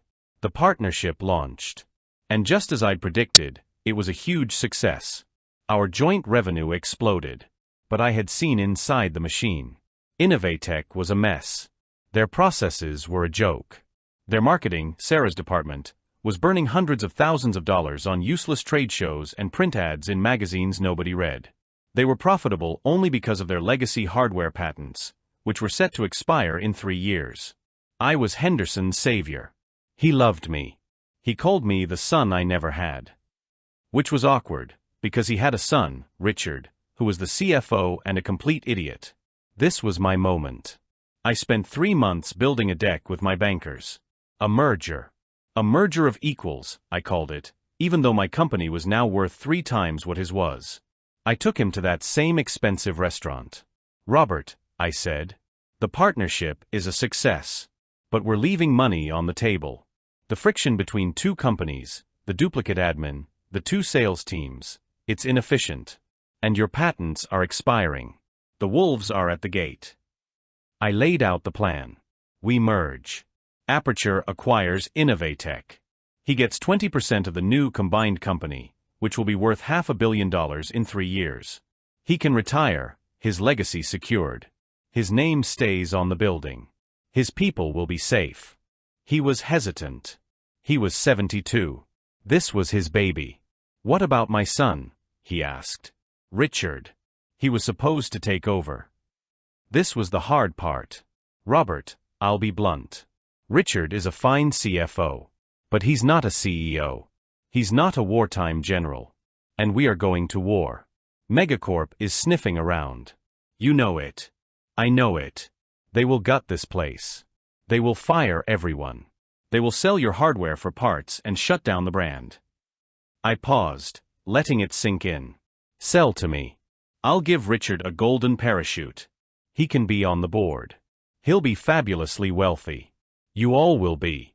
But I need to run the company. I'm the only one who can navigate what's coming. He looked at me for a long time. I could see the war in his eyes. His pride versus his legacy. He finally nodded. Get the papers drawn up. It took 4 months. 4 months of hell. Due diligence, lawyers, bankers. Richard the son tried to sabotage the deal 3 times. He found accounting irregularities. He lost key contracts. I had my team of auditors living at their HQ. We uncovered the truth. Richard was the one with irregularities. He'd been embezzling in a petty, stupid way for years. Expense reports for non-existent trips, consulting fees to a shell company he owned.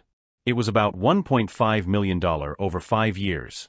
I didn't tell the police. I told Robert. I've only seen an old man cry like that once. It was my father, when my mother died. Robert was broken. The deal was done an hour later. Richard was fired, quietly, for personal reasons. The sale was announced to the public. I was now the 100% owner of Innovatech Solutions, which was to be merged with Aperture Logistics. Which brings me back to that beige conference room. I stood there, letting the silence stretch. Sarah was still staring at me. I think she had stopped breathing. Good morning, I said. My voice was calm. Steady. My name is Daniel Vance.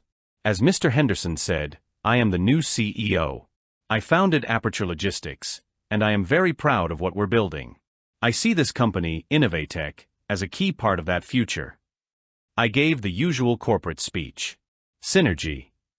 Future. Streamlining. That word, streamlining, made a few people in the back, the ones from accounting, who knew Richard, visibly flinch. I know this is a shock, I said. But I want to be clear. I'm not here to burn the place down. I'm here to build something bigger. My team will be conducting a full review of all departments over the next 2 weeks. We need to understand what's working and what isn't.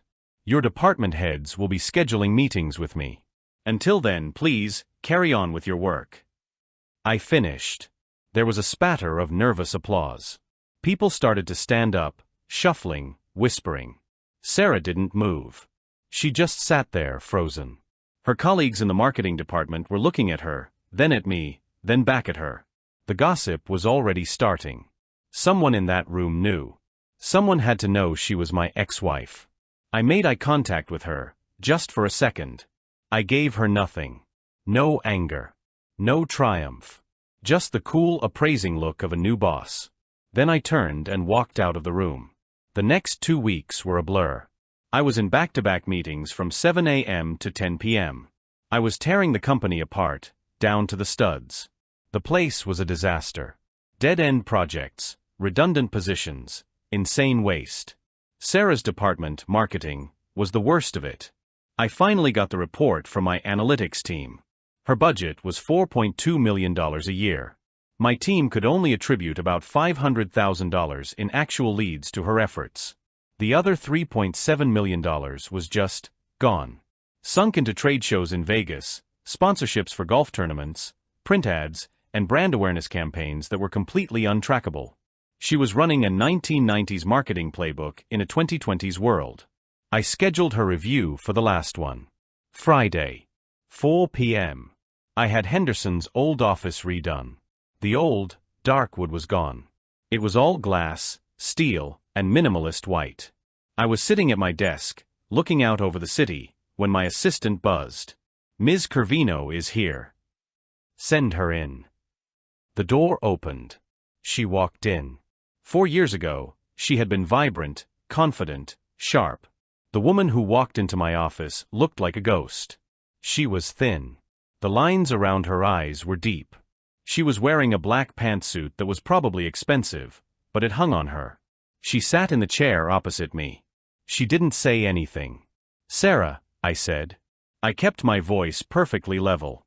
"Thanks for coming in." She just stared at me. Her hands were shaking in her lap. "How could you?" she whispered. Her voice was thin, reedy. "How could I what?" "This.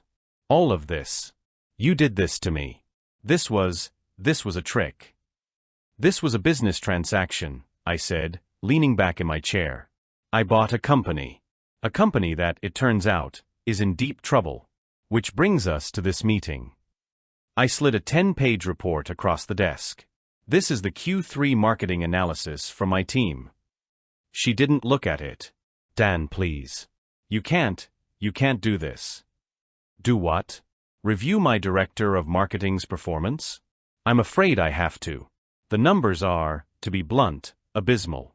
Your cost per acquisition is over $3,000. Our main competitor's is $400.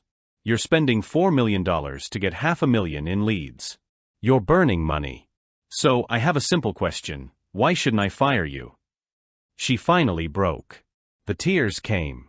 Not a few, but a full-on, ugly cry. The kind she never did when we were married. "You don't understand," she sobbed. I have nothing. The house is gone. He left me. I have debt. This job is all I have." I just sat there. I felt nothing. I'd expected to feel something. Triumph. Pity. Anger. I just felt cold. "You have nothing," I repeated. "That's interesting. 4 years ago, I had nothing. I had a trailer.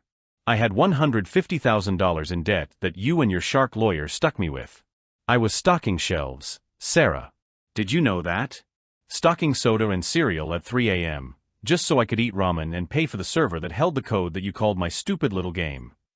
She stared at me, her face a mask of snot and running mascara. "But I had one thing you didn't," I continued. "I had my stupid game. I had my work. You have this." I tapped the report. "And this is worthless. You don't do anything. You manage. You delegate.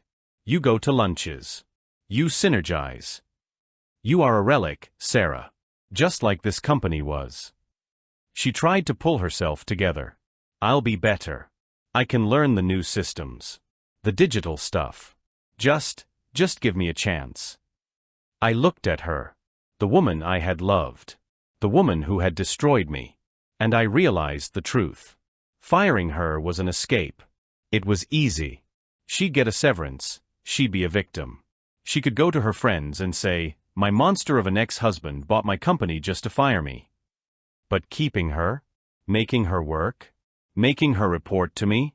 Making her justify her salary, her existence, every single day, to the man she'd left with nothing? That was the real revenge. "All right," I said, folding my hands. "I'm not going to fire you. Not today." A wave of incalculable relief washed over her face. "Oh God. Thank you, Dan. Thank you." "Don't thank me. You're being put on a 90-day performance improvement plan." Her face froze. A PIP is corporate death. We both knew it. It's the long, slow, humiliating road to getting fired for cause. It's an impossible set of metrics designed to make you fail. "I'm assigning you a new boss," I said. "My head of marketing from Aperture, Jessica. She's 28. She's brilliant. She's also not very patient. You will no longer be a director. Your title is now Junior Marketing Strategist. Your pay will be cut accordingly to match that role." You can't," she stammered. That's constructive dismissal. I'll sue. I leaned forward. This was the moment. The one I'd been waiting for. No, you won't, I said, my voice dropping to a whisper. You'll sue? With what lawyer? Gavin the Shark? He costs $1,000 an hour. You just told me you have nothing. And I have a $10 million retainer with the most vicious law firm in this state. They will bury you in discovery. They will depose you for days. They will go through every email, every text, every purchase you've made for the last 5 years. They will find Richard's embezzlement, and they will find you signed off on half of his consulting invoices. Her blood drained from her face. She hadn't known I'd found that. Those invoices, Sarah. The ones you approved for Richard's shell company. You were either grossly negligent or you were an accomplice. Either one is a fireable offense. A prosecutable offense. So you have a choice. I stood up and walked to the window. Choice A, you walk out of here right now. You're fired for cause. No severance. And I hand over the evidence of your negligence to the district attorney. I don't know if they'll press charges, but the arrest will make it hard to find a new job. Choice B, you come in on Monday. You sit at your new, smaller desk. You'll be reporting to Jessica.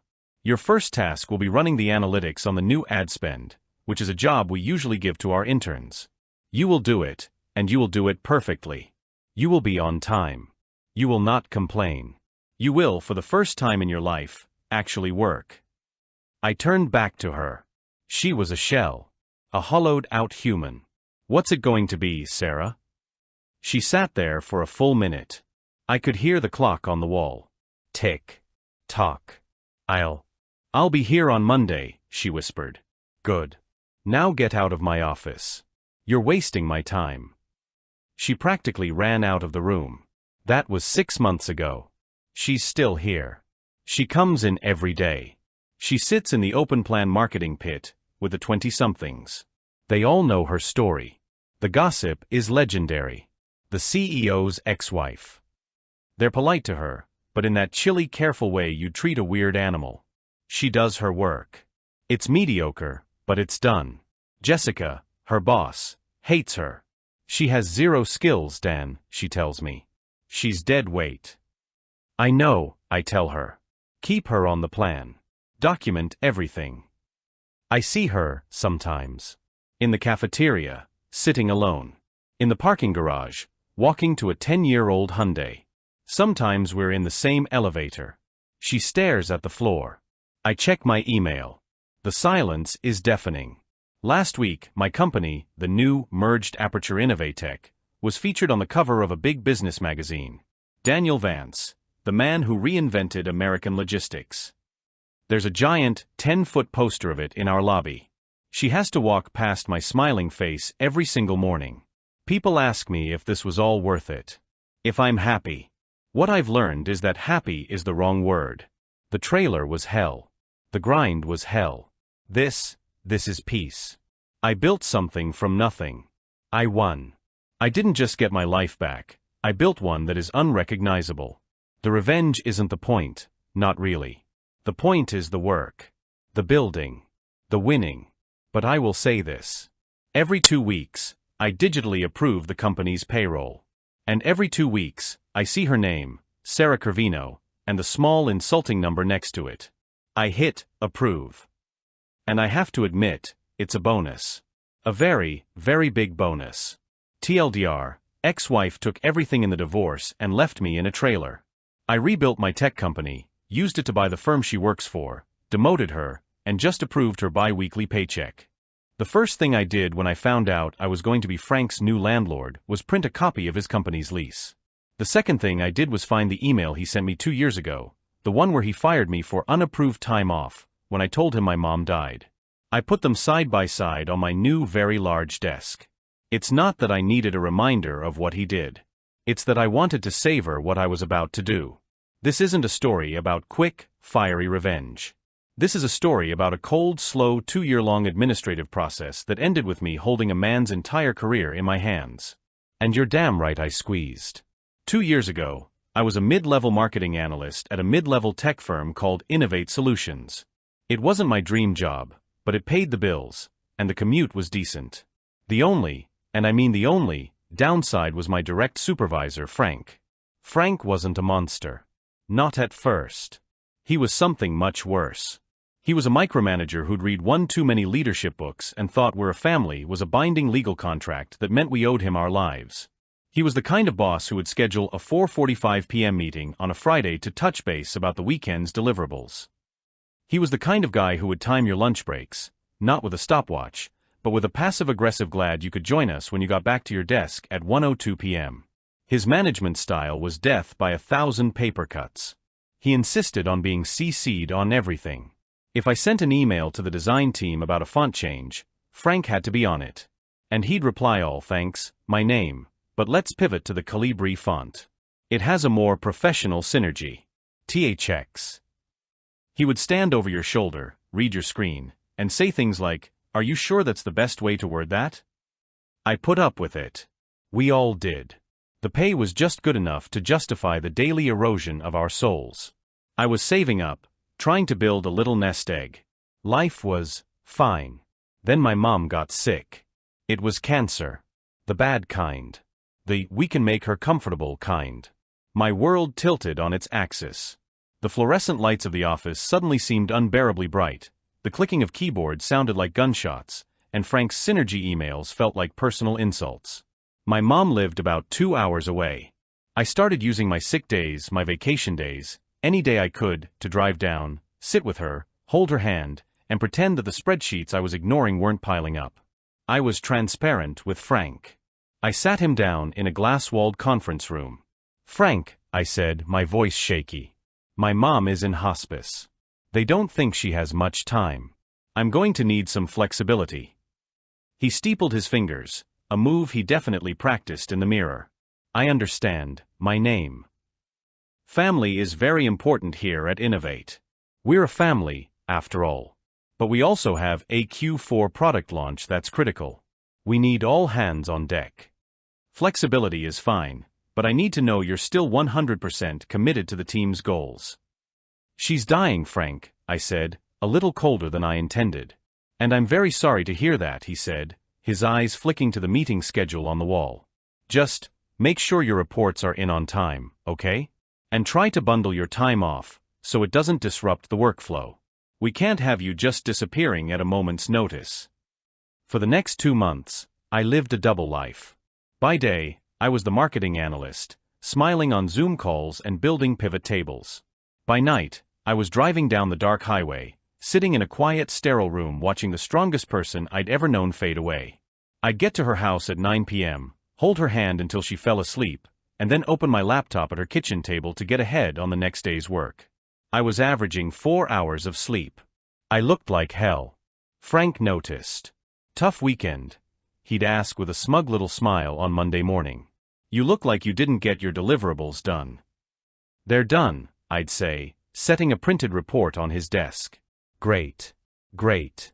Now about that Q4 launch. My mom passed away on a Tuesday night. I was with her. It was quiet. It was peaceful.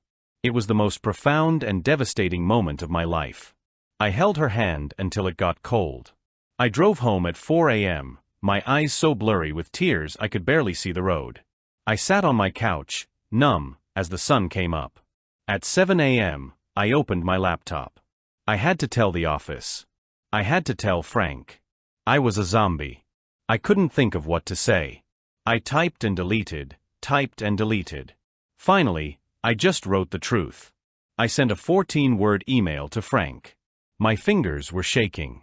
Subject, absence. My mother passed away last night. The funeral is Thursday. I will be out. I closed the laptop. I didn't have the energy to check policy. I didn't care about bereavement. My mom was gone. The world was gray. I didn't hear from him all day Wednesday. I assumed stupidly that he was giving me space. That his tiny shriveled heart had found a shred of human decency.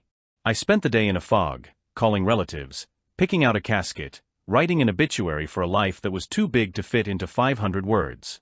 Thursday was the funeral. It was a funeral.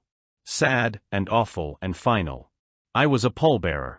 I stood in the front row, wearing a suit that was too tight, and listened to people say wonderful things about my mom. My phone was off. When I got back to my empty apartment, I turned it on. Not because I wanted to, but because I had to start notifying banks, insurance, the god-awful machinery of death. And there it was.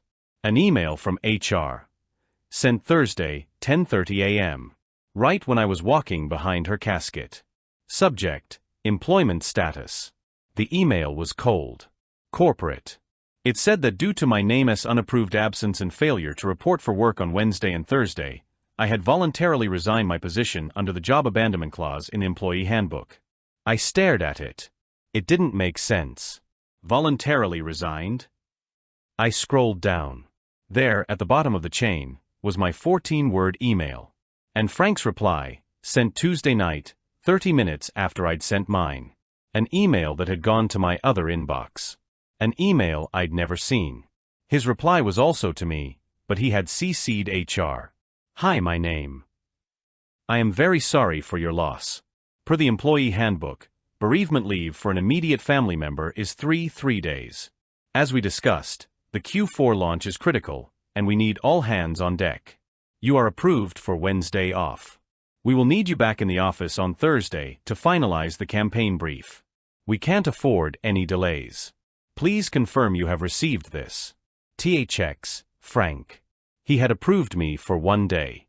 1 day to bury my mother. And because I hadn't seen his email, because I was grieving, because I was at her funeral, he'd fired me. I called his number. It went to voicemail. I called HR. The HR business partner, a woman named Karen who always smelled faintly of burnt coffee, picked up. Karen, this is my name. I just saw an email. Oh hi, she said, her voice dripping with fake sympathy. Yes, we were so sad to hear about your situation. But, as Frank explained, this Q4 launch is an all-hands situation, and your job abandonment really put the team in a tight spot. Job abandonment? I was at my mother's funeral. My voice was rising, cracking. I sent him an email. Yes, we saw, she said patiently, as if explaining something to a child. And he replied. He approved you for Wednesday. You were a no-call, no-show for Thursday. Frank's email was very clear. Policy is policy, my name. You didn't confirm receipt. We have to be fair to all employees. Frank said he couldn't have the rest of the team thinking it was okay to just not show up. It's bad for morale. I was speechless. The absurdity, the cold-blooded bureaucratic cruelty of it all, was choking me. So that's it. I finally whispered. I'm fired? For going to my mom's funeral. You voluntarily resigned, she corrected. It's different. It means you're not eligible for severance, but we won't contest your unemployment. Which is generous, I think. Your final paycheck will be mailed. Please have your company laptop and keycard messengered back to us by end of day tomorrow, or we'll have to deduct it from your pay. She hung up. I sat there in my funeral suit, in my silent apartment, and I didn't cry. I was too far beyond tears. I was in a place of cold, clear, diamond-hard rage. The next few months were the darkest of my life. I was grieving my mother. I was fighting for unemployment, which Frank's company did contest, despite what Karen said. They claimed I was fired for cause. It took 6 weeks and an appeal for me to get my first check. I was burning through my savings, the little nest egg I'd been building. And I was dealing with my mom's estate. This, it turned out, was the second worst part of death. The paperwork. My mom didn't have much, just a small 2-bedroom house, a life insurance policy, and a staggering amount of stuff. But to the state, she was a probate case. I was drowning in forms. I was talking to lawyers who charged $400 an hour to say, I'm not sure. I was trying to figure out deeds, and trusts and tax basis, and a million other things I had no business knowing. My old career in marketing felt like a joke. The synergy and pivot and deliverables seemed like a language from a stupid, pointless planet. I couldn't imagine going back. I couldn't imagine writing another email about a font. I was at the county registrar's office, trying to get a clean copy of the deed to my mom's house, when I found the mistake. The lawyer I'd hired, the $400 an hour guy, had filed the wrong form. He'd listed the property as a transfer instead of an inheritance, which meant the county was about to assess it at its current market value, sticking me with a $15,000 property tax bill I couldn't pay. I pointed it out to the clerk. She sighed, clicked her mouse a few times. "Well, I'll be," she said. "You're right. Your lawyer's an idiot. You just saved yourself a bundle." I felt nothing. And then something. A tiny, flickering pilot light of satisfaction. I had read the boring text. I had understood the rule. I had beaten the system. I went home and, for the first time in months, I didn't drink myself to sleep. I read the entire probate code for my state. I read about real estate law. I read about contracts. It was dense and boring, and had absolutely no synergy whatsoever. And I loved it. It was a system of rules. Cold, hard, logical rules.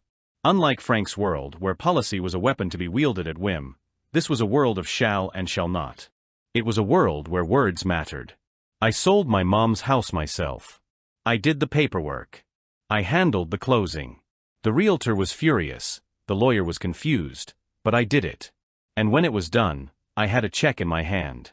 It wasn't life-changing money, but it was I can breathe for 6 months money. I looked for jobs. Not in marketing. I couldn't. I'd check LinkedIn, see Frank's smug, smiling face. He'd just been promoted to director of Synergy, I'm not even kidding, and I'd feel that cold rage all over again. I saw a listing. Assistant Property Manager. Entry level. No experience required, will train. Must be organized and detail-oriented. It was for a huge commercial real estate firm. The kind of firm that owned skyscrapers, not just 2-bedroom houses. The pay was, to be frank, insulting. It was half of what I'd been making at Innovate. I applied. I went to the interview. The woman who interviewed me, Sarah, was the anti-Frank. She was sharp, no nonsense, and didn't use a single buzzword. "Your resume is weird," she said, tapping it. "Marketing. Then nothing for 6 months. Why property management? This is a job for paper pushers. It's not sexy." I told her the truth. "My mom died," I said. "I handled her estate. I found out I'm really good at reading contracts and finding mistakes. I like shall and shall not. I like the rules. I'm organized, I'm detail-oriented, and I have nothing better to do. I'll work harder than anyone you've ever hired." She stared at me for a long time. "You're right, your lawyer was an idiot," she said. "You start Monday. Don't wear a suit, you'll scare the tenants. And we're not a family. We're a business. We expect you to be here 8:30 to 5:30. At 5:30, we expect you to go home and have a life. If I email you at night, it's because I'm clearing my inbox, not because I expect a reply. Got it?" It was the single greatest speech I'd ever heard. For the next 2 years, I didn't just work. I consumed. I learned everything. I started by handling tenant complaints. The toilets are overflowing. The AC is broken. The guy in 3B is a sovereign citizen and refuses to pay rent. It was chaos, but it was structured chaos. I learned about HVAC systems. I learned about TripleNet, NNN leases. I learned about common area maintenance, CM reconciliations, which are basically the world's most complicated math problem, designed to make tenants cry. And I was good at it. I was so good at it. My marketing background wasn't useless after all. I could de-escalate an angry tenant, customer service, and I could write a 30-day notice that was both polite and legally ironclad, copywriting. Sarah became my mentor. She saw my drive, the cold, quiet rage that I'd channeled into meticulous organization. "You're not an assistant," she told me after 6 months, as I was untangling a nightmarish CEM reconciliation that 3 other managers had messed up. "You're a sociopath for numbers. I'm promoting you." I became a property manager. I got my own portfolio. A few boring office parks and a strip mall. I studied at night. I got my Real Property Administrator, RPA certification. Then I got my Certified Property Manager, CPM certification. These are boring, expensive certifications that basically prove you are the king of boring, a master of contracts and concrete. I was making good money. Better money, even than at Innovate. I had my own apartment. I was okay. I wasn't happy, not really. The grief for my mom had settled from a roaring fire into a bed of cold embers. But the rage at Frank? That was still there. I'd checked LinkedIn. He was still there. Director of Synergy. Innovate Solutions was still in the same building, the Crestview Tower. A Class B office building that I knew from my new industry knowledge was owned by a faceless REIT, Real Estate Investment Trust, in another state and managed by a third party, probably overwhelmed and underpaid competitor. I told myself I didn't care. I was building my own life. My revenge was living well. It was a nice, healthy, well-adjusted lie. The truth was, I wanted to see him burn. I wanted him to feel, just for a second, the helplessness and cold-blooded dismissal that I had felt. I wanted him to know what it was like to have his entire life appended by a policy he had no control over. I mentioned this to no one. I just kept working.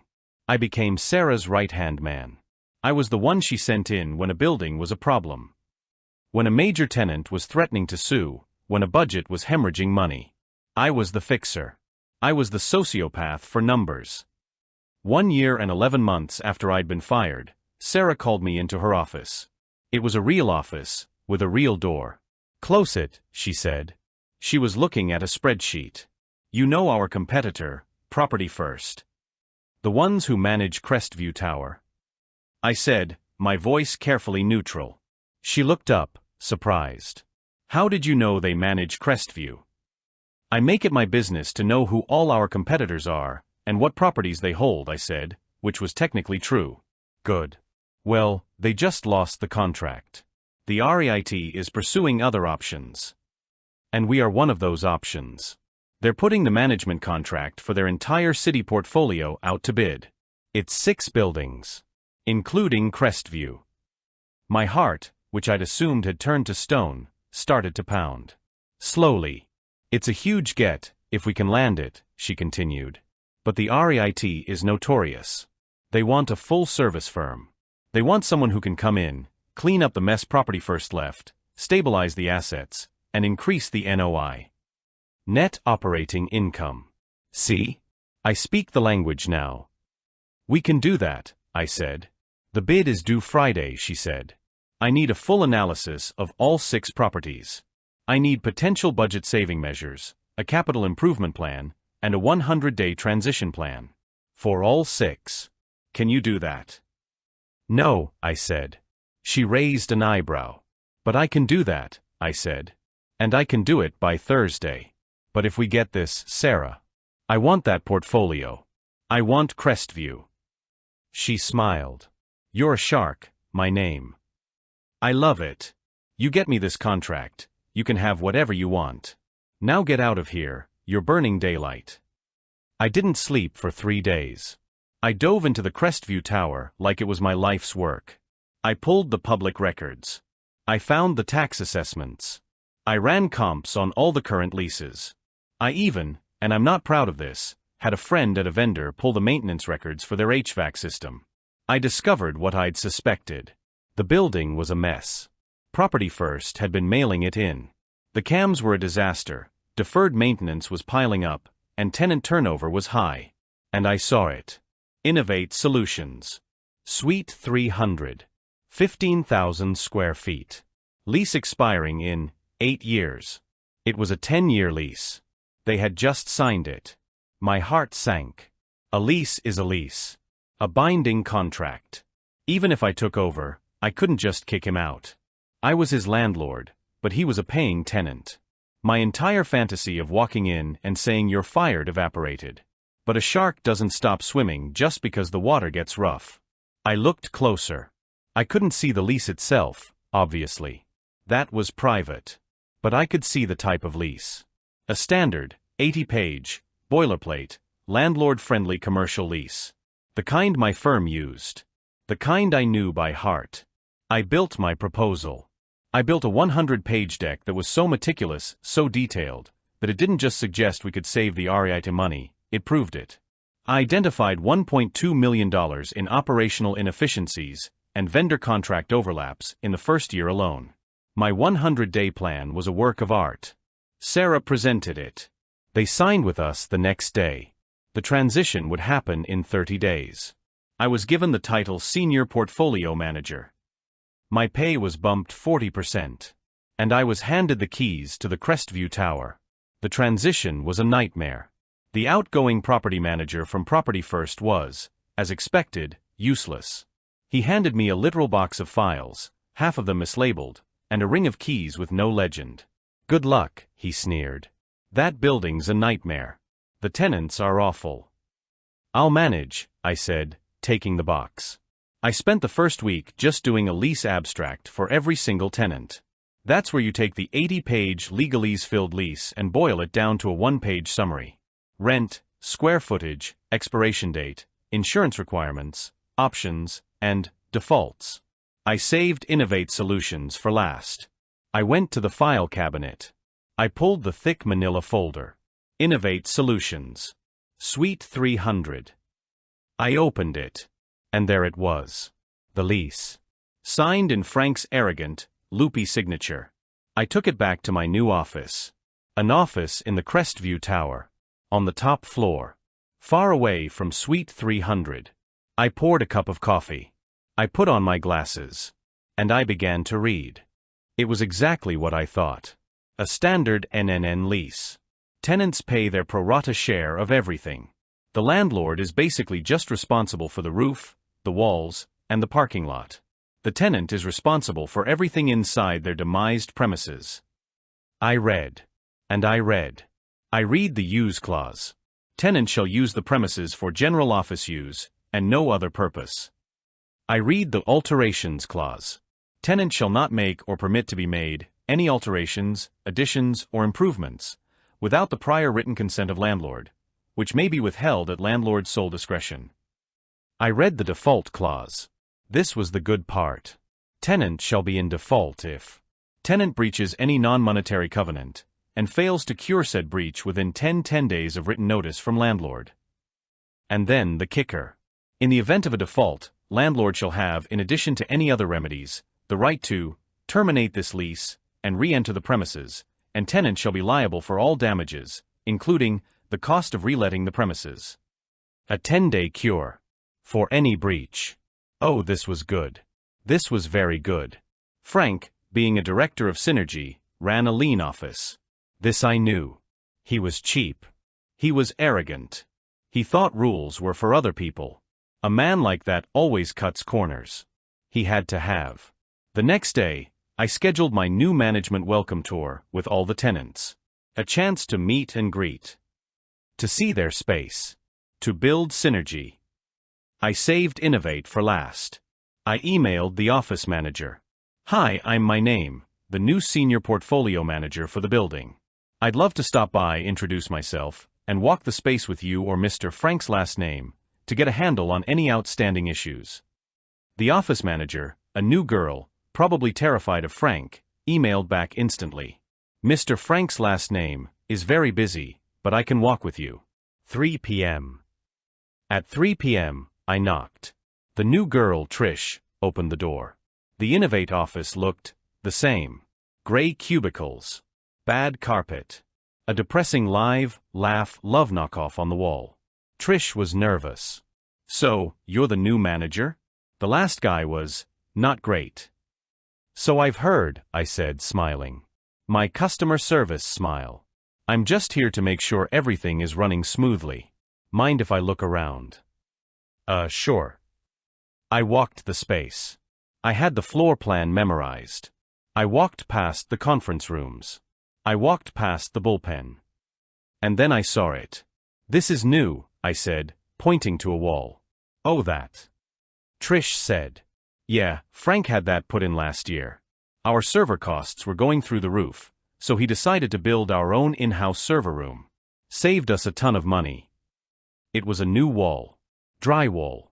Not part of the original floor plan. It sectioned off a 10 by 10 chunk of the office. There was a new door. A new, heavy-duty deadbolt. And I could hear the unmistakable sound of fans. A lot of fans. And that. I pointed to a thick orange cable, snaking out from under the new door and running, very unprofessionally, along the ceiling molding, before disappearing through a hole they'd clearly drilled in the main wall to the building's corridor. "Oh yeah," Trish said, laughing nervously. "The server room kept blowing the breakers. So Frank had a guy come in and run a new line from somewhere. He said it was no big deal." "Is that a problem?" I looked at the cable. I looked at the unpermitted, non-fire-rated drywall. I listened to the whirring of, probably, 20 high-density servers. I thought about the building's ancient HVAC, which was not designed for this. I thought about the fire code. I smiled at Trish. "Not at all. I'm just getting the lay of the land. Now, where's the electrical panel for this suite?" She showed me. I noted the new unlabeled 80-amp breaker that was definitely not on the building's original plans. "Great," I said. "Well, it was lovely to meet you, Trish. Please tell Frank I said hello. He and we go way back." I went back to my office. I had him on 3 major violations, any one of which was a default under the lease. Violation of the alterations clause. He'd built a new room. He'd installed a new heavy-duty electrical line. He had definitely not gotten prior written consent. Violation of the use clause, general office use. A high-density server farm is not general office use. It's a data center, which has entirely different requirements for power, cooling, and fire suppression. Violation of law. I didn't even have to look. I knew he didn't pull permits for that wall or that electrical. That put the entire building in violation of city fire code. That was the one that made the RAIT, my boss, liable. "Oh, Frank. You magnificent, arrogant, corner-cutting fool. I didn't send an email. I didn't call. This had to be done by the book. I spent the rest of the day drafting the letter. I'm a good writer. I was a marketing writer, after all. I printed it on my new very nice, senior portfolio manager letterhead. I cited the lease. Section 7.1, Alterations. Section 5.1, Use. Section 10.2, Compliance with law. And of course, Section 15.1, Default. The letter was a masterpiece of cold, corporate speak. It hereby provided notice of these material breaches of his lease agreement. And pursuant to Section 15.1, he had 10 business days to cure all breaches. What did cure mean? I spelled it out. Immediately cease and desist data center operations. At tenant sole cost and expense, remove all non-permitted alterations, including, but not limited to, the server room wall and all associated electrical and data cabling. Restore the premises to its original condition, per the attached as-built floor plan, dated date of lease. Provide landlord with all invoices and lien waivers from a licensed and bonded contractor, proving all work has been completed to code. Failure to cure, I wrote, will result in the immediate termination of your lease, and landlord will pursue all remedies available, up to and including eviction. It was an impossible task. He couldn't cure it. To do so would mean shutting down his entire company. The servers were his company now. And he couldn't do it in 10 days. Even if he could, the cost would be astronomical. He was checkmated. I put it in a crisp white envelope. I didn't mail it. Notice had to be delivered. I walked down to Suite 300. Trish was at the desk. "Hi Trish," I said, smiling. "I have a letter for Frank. Is he in?" "He's in a meeting," she said. "This is fine," I said. "It's just building business. You can give it to him." I handed her the envelope. Our fingers touched. She smiled. I smiled. I turned and walked away, whistling, probably for the first time in 2 years. The call came 3 hours later. My private line. I let it ring twice. "My name's office, this is my name." What the hell is this? It was Frank. He wasn't synergistic. He was screaming. "Frank," I said, my voice calm and pleasant. "What a surprise. To what do I owe the pleasure?" "Don't pleasure me, you son of a bitch. This letter. This is insane. 10 days. Remove the server room? This is a joke." "I assure you, Frank, it's no joke," I said. I was leaning back in my chair, looking out my window at the city. It was a nice view. It's a standard lease default notice. Per section 15.1 of the lease you signed. You're in material breach. I'm just enforcing the contract. There was a silence. A sputtering, confused silence. Who is this? Trish said your name was my name. You're not, it can't be. It's me, Frank, I said. Long time no see. How's the synergy? I heard a sound like a choking goldfish. He was speechless. You, he finally whispered. You're the landlord? Senior portfolio manager, actually, I corrected. My firm manages the building. Which, for all intents and purposes, means yes. I'm your landlord. And you, Frank, are in default. This is retaliation, he shrieked. This is because of that thing. 2 years ago. I'll sue you. I'll sue you and your whole company. Sue me for what? I asked, genuinely curious. For enforcing the terms of a legally binding contract you signed? For pointing out that your unpermitted, uninspected high-density server farm is a massive fire hazard and a violation of city code? Go ahead, Frank. Please. I'd love to see that in Discovery. I'm just doing my job. Policy is policy, right? We have to be fair to all the tenants. Can't have people thinking it's okay to just build their own walls. It's bad for morale. I heard his breath catch. I'd used his own words. Karen's words. I'd been rehearsing that line for 2 years. You can't do this, he said, his voice changing. The bluster was gone. Now it was pleading. This'll ruin me, my name. The servers, they run everything. We can't move them. Not in 10 days. It's impossible. It does sound like you're in a tight spot, I said, sympathetically. Really puts the Q4 launch in jeopardy, I'd imagine. Please, he begged. We can work something out. I can pay. I'll pay a fine. I'll get it permitted. I need more time. I'm afraid I can't do that, Frank, I said, and I sounded just like Karen, all fake sadness and burnt coffee. The alterations clause says I can withhold consent at my sole discretion. And my discretion is to withhold. That server room is a liability to the building. It has to go. The 10-day cure is, well, it's in the contract. What do you want? He snarled. Money? Is that it? You're just shaking me down. What I want, Frank, I said, and my voice was cold again, is for you to cure your default. You have 10 days. Starting today. That's 9 days now. The clock is ticking. I'd get on that if I were you. And if I don't?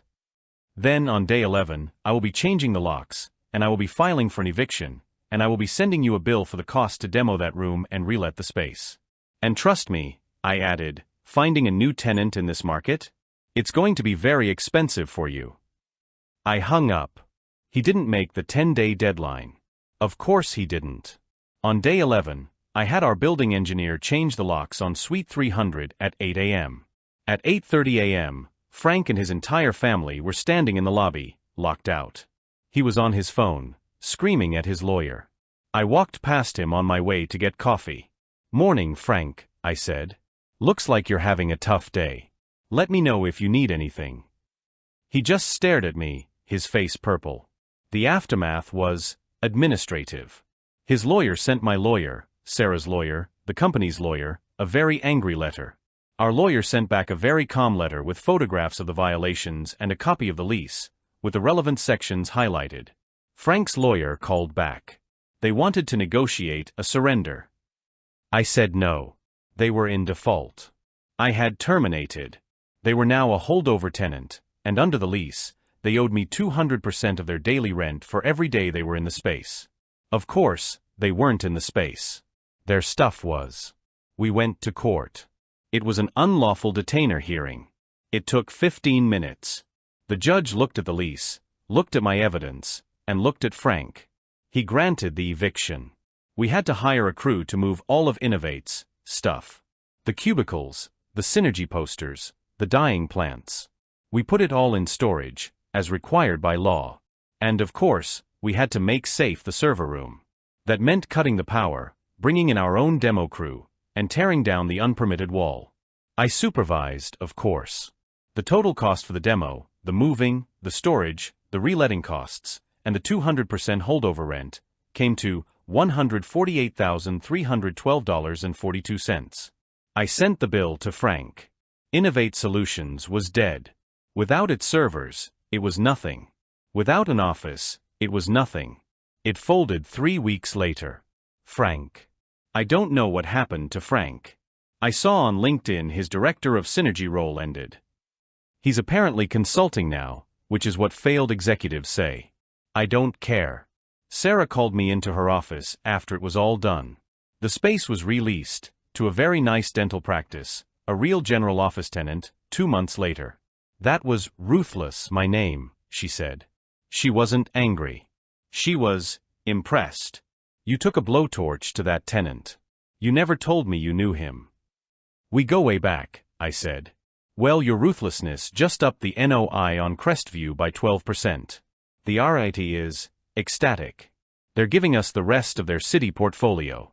And they're giving you a bonus. The bonus was significant. It was almost exactly what I'd lost those 2 years ago, in salary and savings. It's been 6 months since then. I'm a regional director now. I have my own team.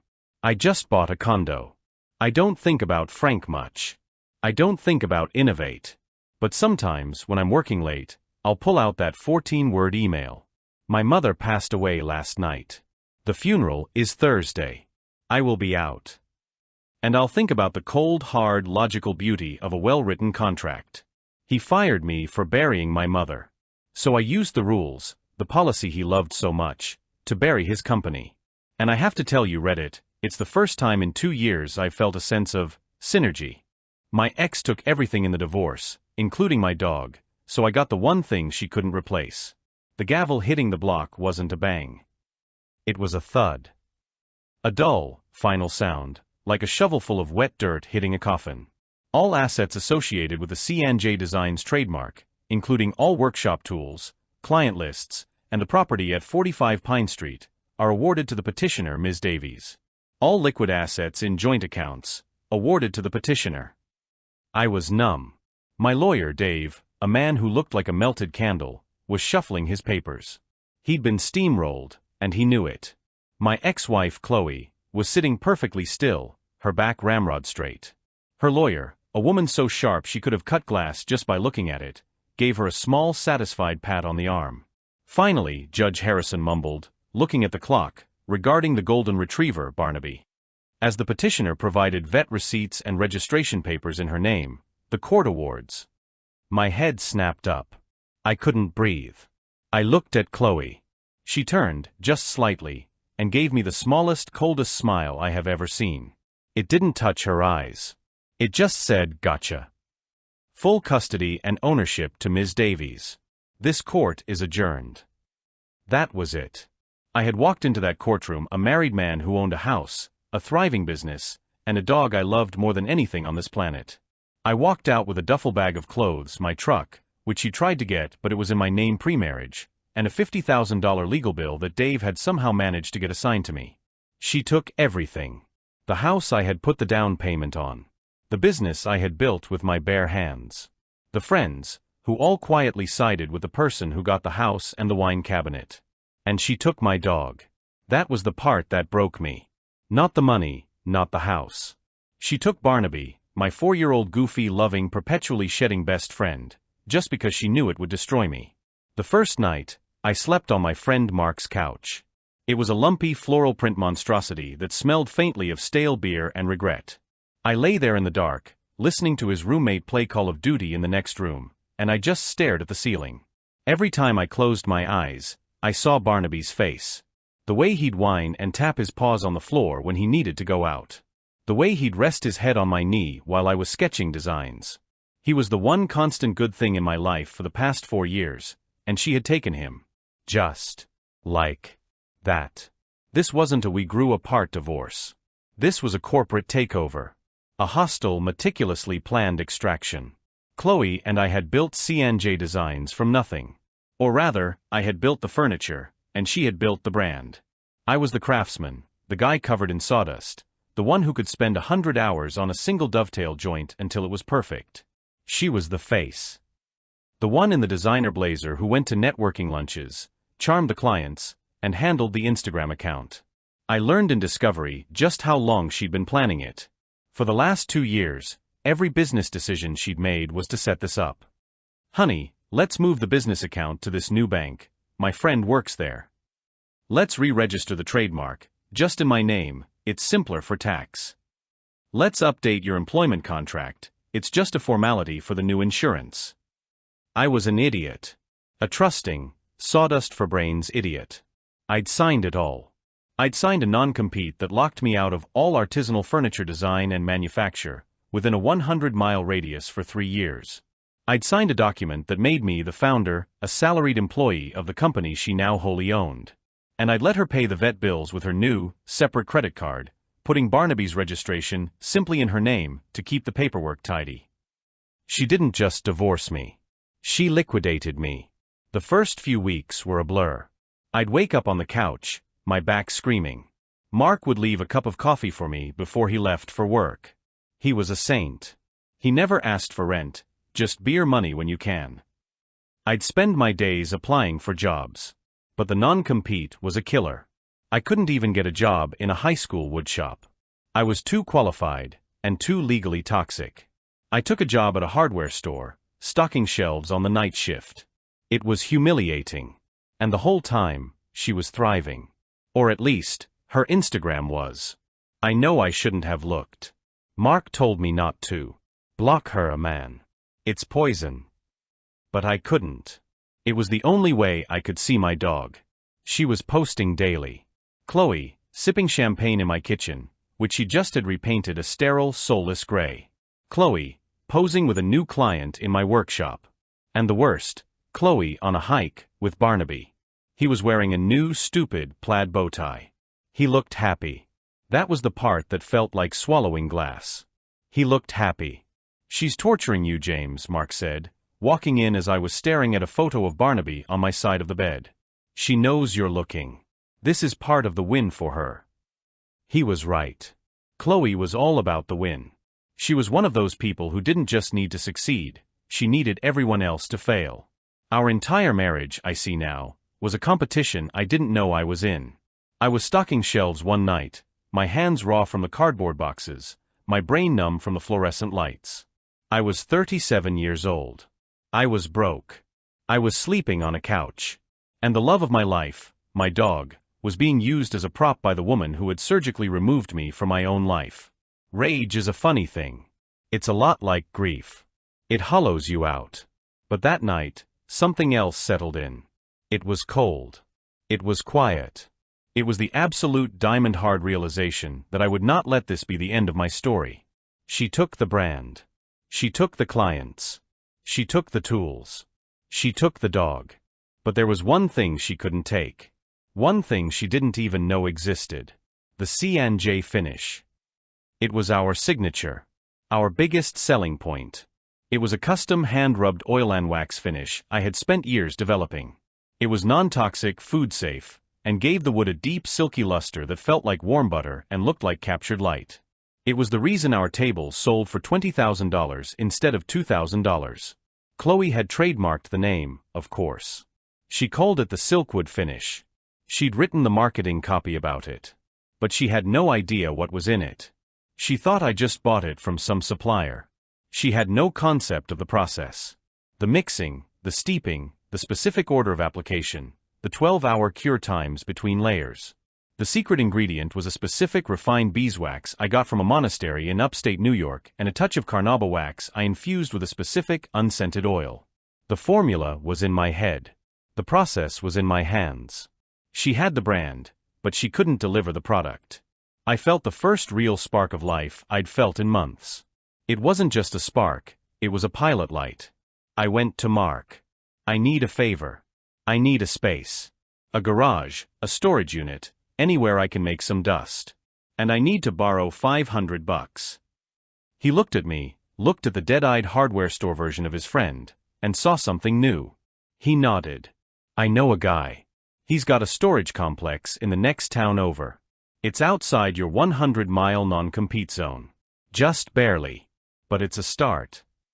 The next day, I drove my truck to a bleak windswept lot of orange and blue steel doors. The town was called Barren Hills. It was fitting. My unit was 10 by 20. A single, bare bulb hung from the ceiling. It was perfect. I spent the next 2 weeks on Craigslist. I bought a 1980s-era table saw that screamed like a banshee. A set of rusty chisels from an old man's estate sale. A hand plane that was pitted but had good steel. I spent 40 hours just sharpening. Restoring my tools, I felt like I was restoring myself. My hardware store paycheck went straight to wood. Not the good stuff, not yet. Just poplar and pine. I spent my nights, after my shift, in that freezing cold storage unit, under that single bulb, and I worked. I wasn't just building furniture. I was rebuilding me. But I had a bigger plan. I wasn't just going to survive. I was going to win. First, I needed a lawyer. Not a Dave. I needed a shark. Mark's cousin worked in a big city firm. You want the Barracuda, he said. She's expensive. But she eats people like your ex's lawyer for breakfast. I sold my truck. It hurt. That truck was the last thing that felt like mine. I bought a 20-year-old rust bucket van for $900 and took the rest of the cash, about $8,000, and walked into the Barracuda's office. Her name was Ms. Al-Jamil. She wore a suit so perfectly tailored it looked like armor. She didn't offer me coffee. She just said, "You have 1 hour. Go." I laid it all out. The non-compete. The trademark. The stolen business. The formula. She listened, her face impassive. When I was done, she tapped her pen on her desk. Your first lawyer was an imbecile. The non-compete is vicious. But it's also sloppy. It specifies artisanal furniture manufacture. It does not specify artisanal finish manufacture. Nor does it name the Silkwood formula as a trade secret or asset of C&J Designs. Did you ever write it down? Never, I said. It's in my head. Good. A tiny smile. So, you can't make furniture. But you can make the finish. You can sell it. You can't call it Silkwood, but you can sell it. In fact, you could sell it to her competitors. You could even, hypothetically, sell it to her. The thought was delicious. But I had a different idea. I don't want to be a supplier, I said. I want to build. The non-compete is for 100 miles. What if I set up shop at 101 miles? She'll sue you, Ms. Al-Jamil said. She'll claim you're violating the spirit of the agreement. It'll be a long, ugly, expensive fight. You'll lose, even if you win. The 100-mile radius is where all the clients are. The C&J clients, yes, I said. But what if I don't go after her clients? What if I go after new clients? Online. National. The non-compete is geographic. The internet isn't. Ms. Al-Jamil raised an eyebrow. That's clever. But you'd need a new brand. A new identity. You can't trade on your C&J reputation. I don't want to, I said. I want to build something she can't touch. Something that has nothing to do with her. It'll take capital, she warned. More than you have. I'll build one piece, I said. One perfect piece. And I'll sell it. And I'll use that money to build 2 more. It's how I started C&J. I can do it again. I left her office with a plan. I wasn't James, the failed husband. I was Studio North. The name came to me in the storage unit. It was cold, it was solitary, and it was 101 miles north of my old life. I spent $3,000 on a single slab of black walnut. It was a risk. It was my entire nut. I spent 2 months on it. I ate ramen noodles. I slept 4 hours a night. I lost 20 pounds. And I built the most beautiful desk I have ever created. It was a simple, modern design. Live edge. The legs were joined with my own version of a castle joint, something I'd been sketching for years. But the finish was the star. I'd refined it. I called it the North Finish. I'd added a new element, a specific tree resin, that made it even more durable and gave it a warmth that was almost alive. I spent 3 weeks just on the finish. Sanding, oiling, waxing, buffing. My hands were cracked and bleeding, but the wood felt like silk. Mark's friend, the photographer, came to the storage unit. He saw the desk, and his jaw dropped. Holy, James. That's not furniture. That's art. He shot it for free. The photos were incredible. He lit it perfectly, capturing the way the light played on the grain. I built a simple website. Studio North. No name. No face. Just photos of the desk. The price was $25,000. I put it up for sale on a high-end curated design marketplace. And I waited. For a week, nothing. Crickets. The self-doubt was a physical weight. I'd blown it. I was a deluded idiot in a cold garage. Then, an email. We are an architecture firm in Chicago. We would like to purchase the North Desk for a client. I almost threw up. I spent every cent of that $25,000 building a proper shipping crate. I delivered it to the freight company myself in my rust bucket van. The day the money hit my account, I cried. I sat on the floor of my storage unit and just sobbed. Then I went out, bought 2 more slabs of walnut, and got back to work. That was the rhythm of my life for the next 6 months. Live in the hardware store. Work in the storage unit. Eat. Sleep. Repeat. Studio North sold a second piece. A third. The reviews started coming in. Not just from clients, but from design blogs. A mysterious new workshop, Studio North, is producing work with a finish that has to be seen to be believed. The joinery is flawless, but the feel of the wood is revolutionary. I never mentioned my name. I never mentioned C&J. I was just Studio North. Meanwhile, I was still checking Chloe's Instagram. I couldn't help it. It was my one, dark, petty vice. And things were changing. She was still posting. But the work was suffering. She'd hired some new woodworkers, but they weren't me. She was still selling my designs. Our divorce agreement gave her the rights, but the execution was off. The joints were visible. The proportions were clunky. And the finish. Oh God, the finish. I could see it even in the filtered photos. She was trying to replicate the silkwood finish. She was using a high-gloss polyurethane. It looked cheap. It looked like plastic. It was everything I hated. The comments on her posts started to change too. Is this a new finish? It's so shiny. I miss the old matte look. This doesn't look like the C&J table I bought 2 years ago. Chloe, in her infinite vanity, was deleting the comments. And the photos of Barnaby, they were less frequent. She was too busy trying to keep the business afloat. When she did post him, he was usually just sleeping in the background. My heart ached. I had about $50,000 in the bank from Studio North sales. I'd moved out of the storage unit and into a small 1,000 square foot workshop.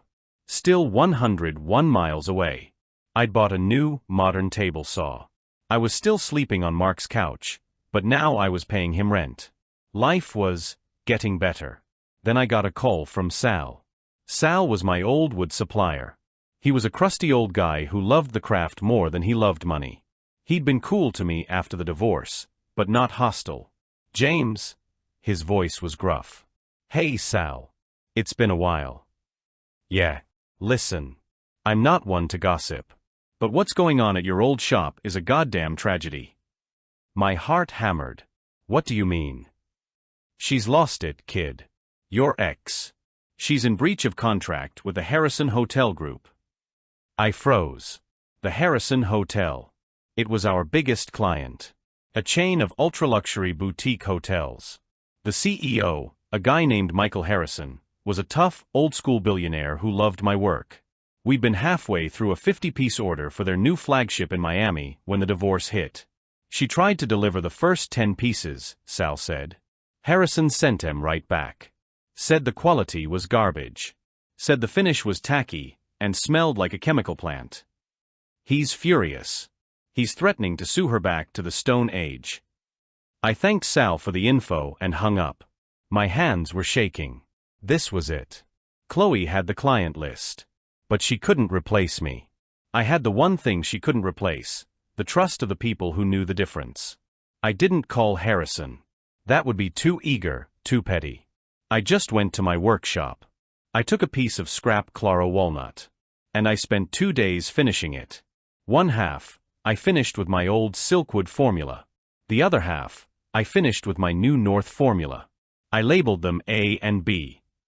I boxed it up, and I overnighted it to Michael Harrison's office in Miami. There was no note. Just the wood. And a simple, elegant business card. Studio North. I didn't have to wait long. 2 days later, my phone rang. An unknown number with a 305 area code. Is this Studio North? The voice was sharp, impatient. This is the owner. This is Michael Harrison. Who the hell are you? I'm a woodworker, Mr. Harrison. Don't play coy. I got your sample. A is the finish I paid $1 million for. B is even better. I've spent the last 48 hours trying to find out who you are. Your name's not on your website. You're a ghost. But A is Jameson Porter's work. I'd know it anywhere. A beat of silence. This is James. I knew it. What the hell is going on? Your wife, ex-wife, I'm guessing, is trying to pass off laminated garbage as your work. She's ruined 10 tables. 10.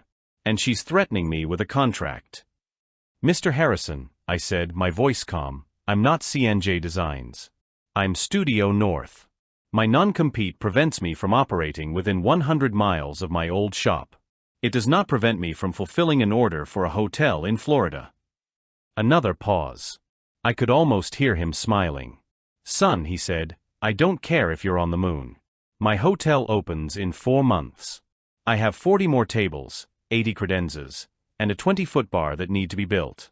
Chloe Davies is about to be in a world of legal and financial pain. My question to you is, can you do the work?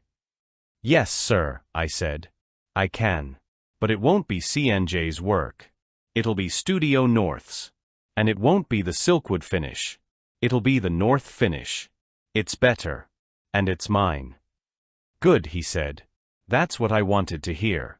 My lawyers will be in touch with hers to terminate the contract. They'll be in touch with you to draw up a new one. Don't let me down, James. The contract was for $1.8 million. The next 4 months were not a Rocky montage. They were hell. I leased a 5,000 square foot warehouse. I hired a team of 4, 3 young hungry guys from a local woodworking school and 1 old-timer who'd forgotten more about wood than I'd ever known. I bought the best tools money could buy. I was working 20-hour days. I was living on caffeine and adrenaline. We were a machine. We were planing, jointing, sanding, and most importantly, finishing. I was the only one allowed to touch the finish.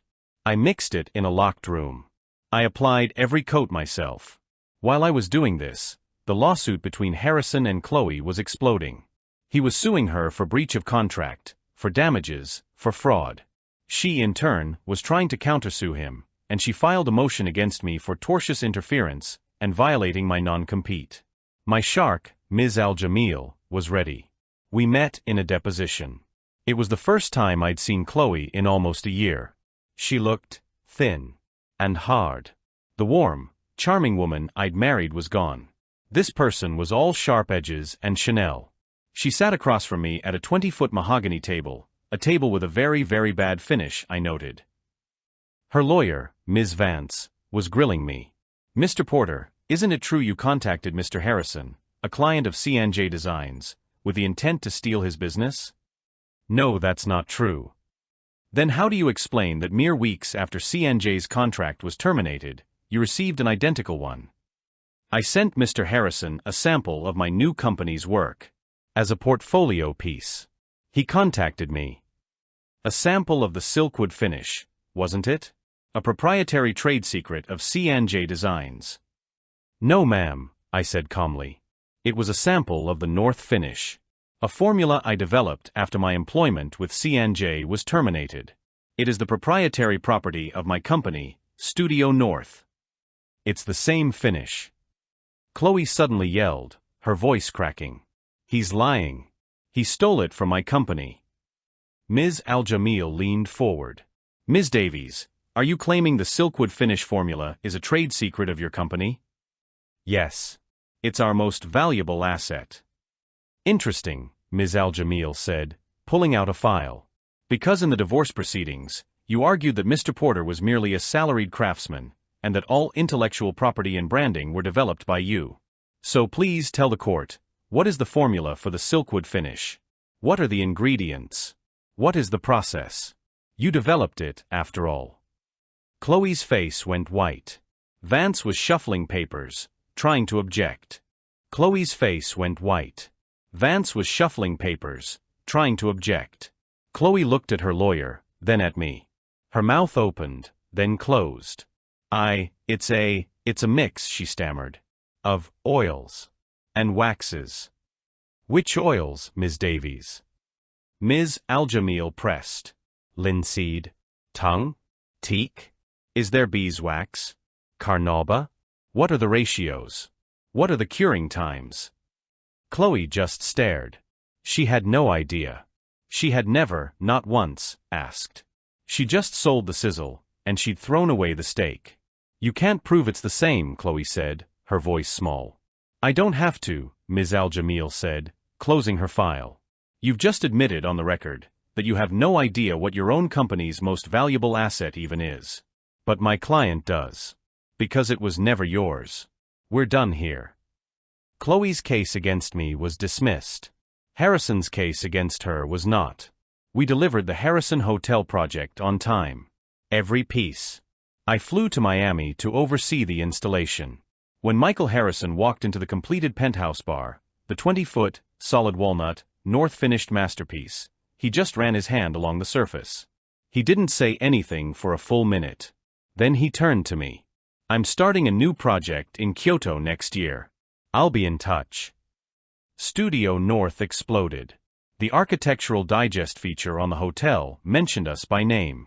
The revolutionary craft of Studio North. My inbox was flooded. We were in. I finally moved off Mark's couch. I bought a small farmhouse on 20 acres, about 10 miles from my new warehouse.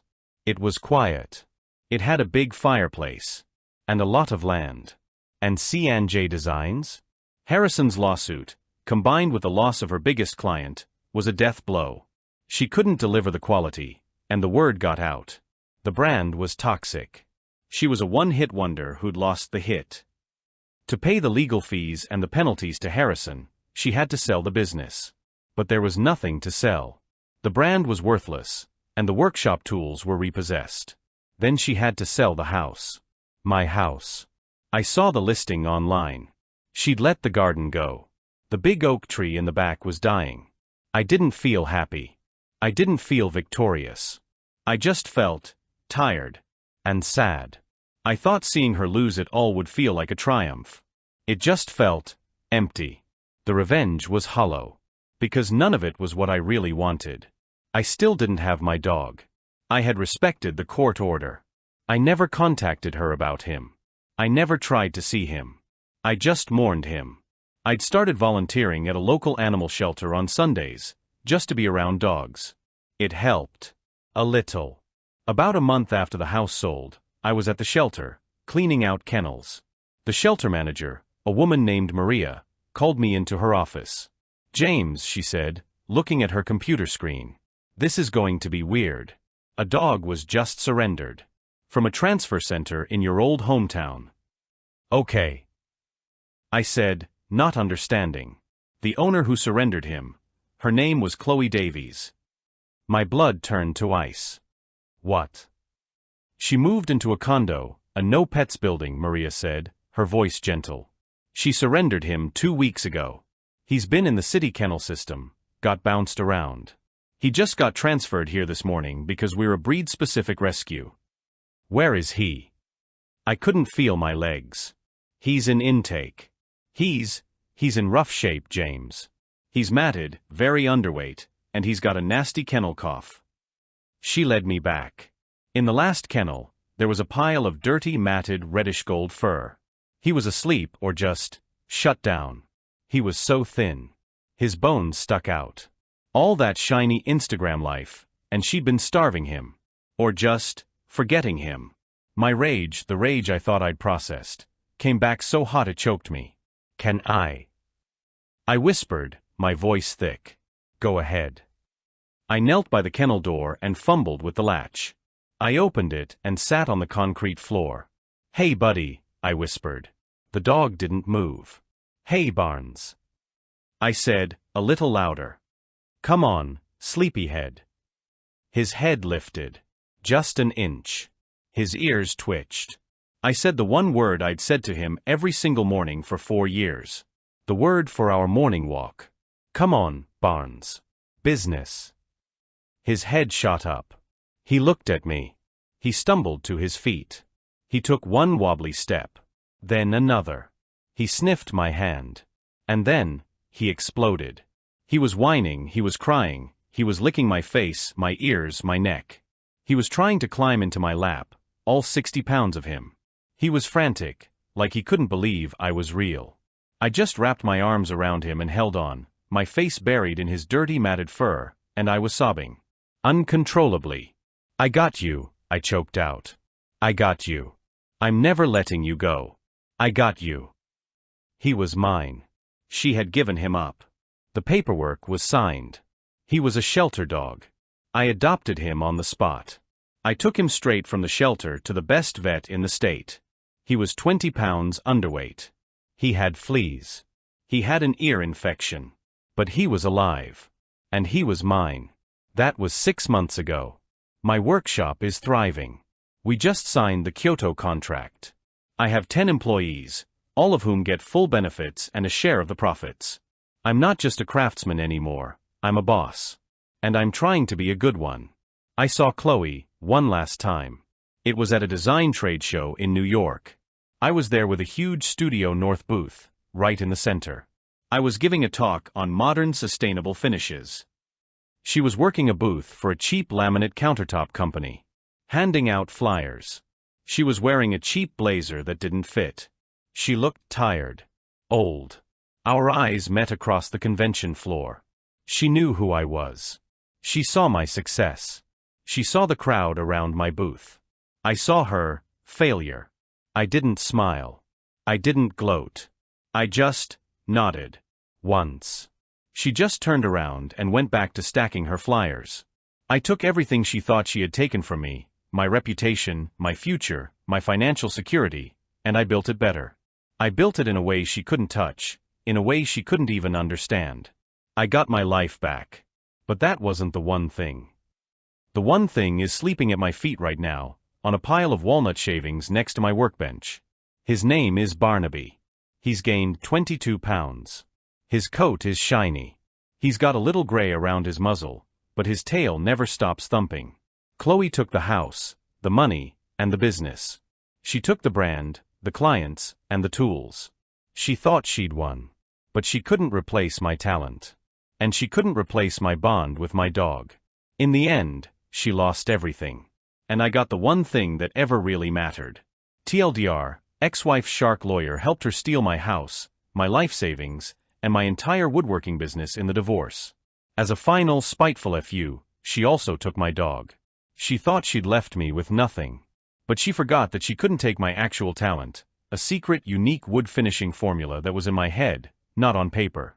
I started a new anonymous company from a storage unit 101 miles away, rebuilt my entire career, and when her business inevitably failed, because she couldn't replicate the quality, I poached her biggest client and bankrupted her.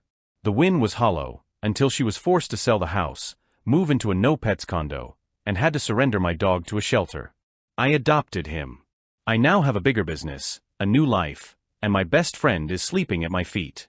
Title: My coworkers laughed when I took a janitor job after being laid off, until the CEO recognized me and made an offer they couldn't believe. Posted by u/data janitor throwaway. Alright, Reddit. This is a long one. I mean, really long. So grab a coffee. I've been sitting on this for about a month, and I just need to get it all out.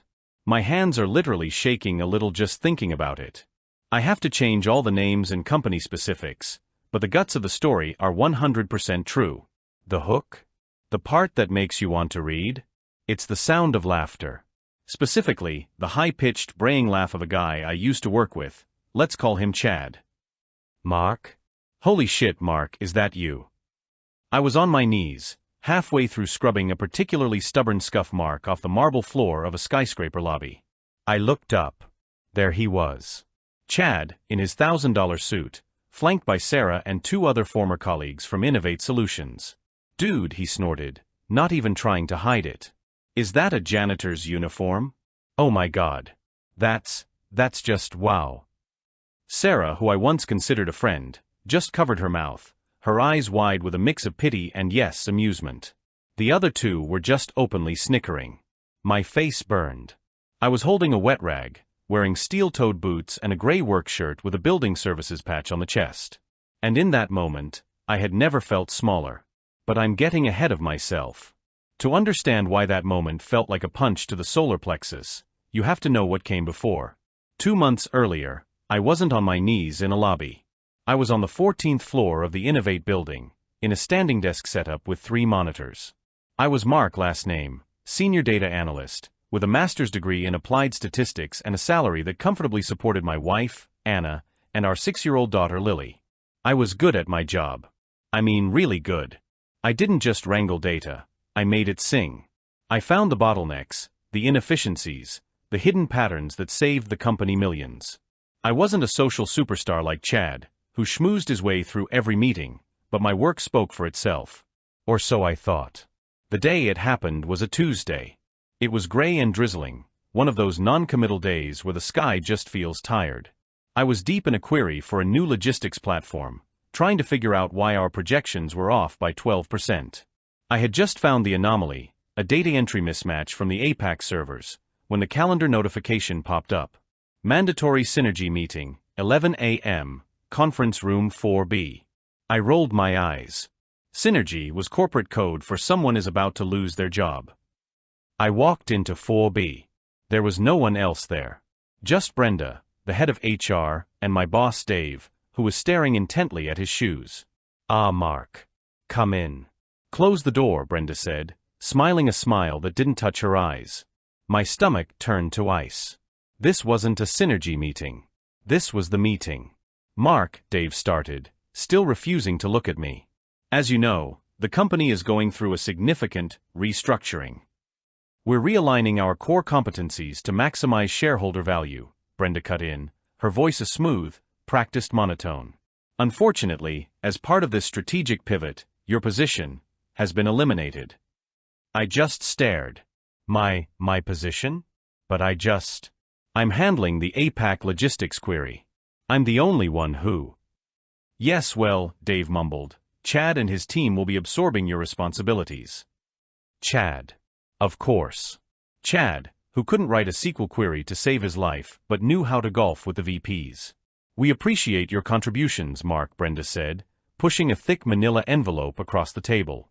"Inside you'll find your severance package, COBRA information, and an NDA. We'll need you to sign that to receive your severance." Severance.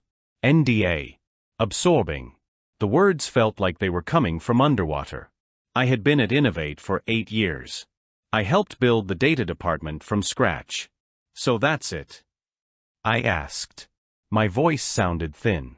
"Security will escort you to your desk to gather your personal effects," Brenda said, already checking her watch.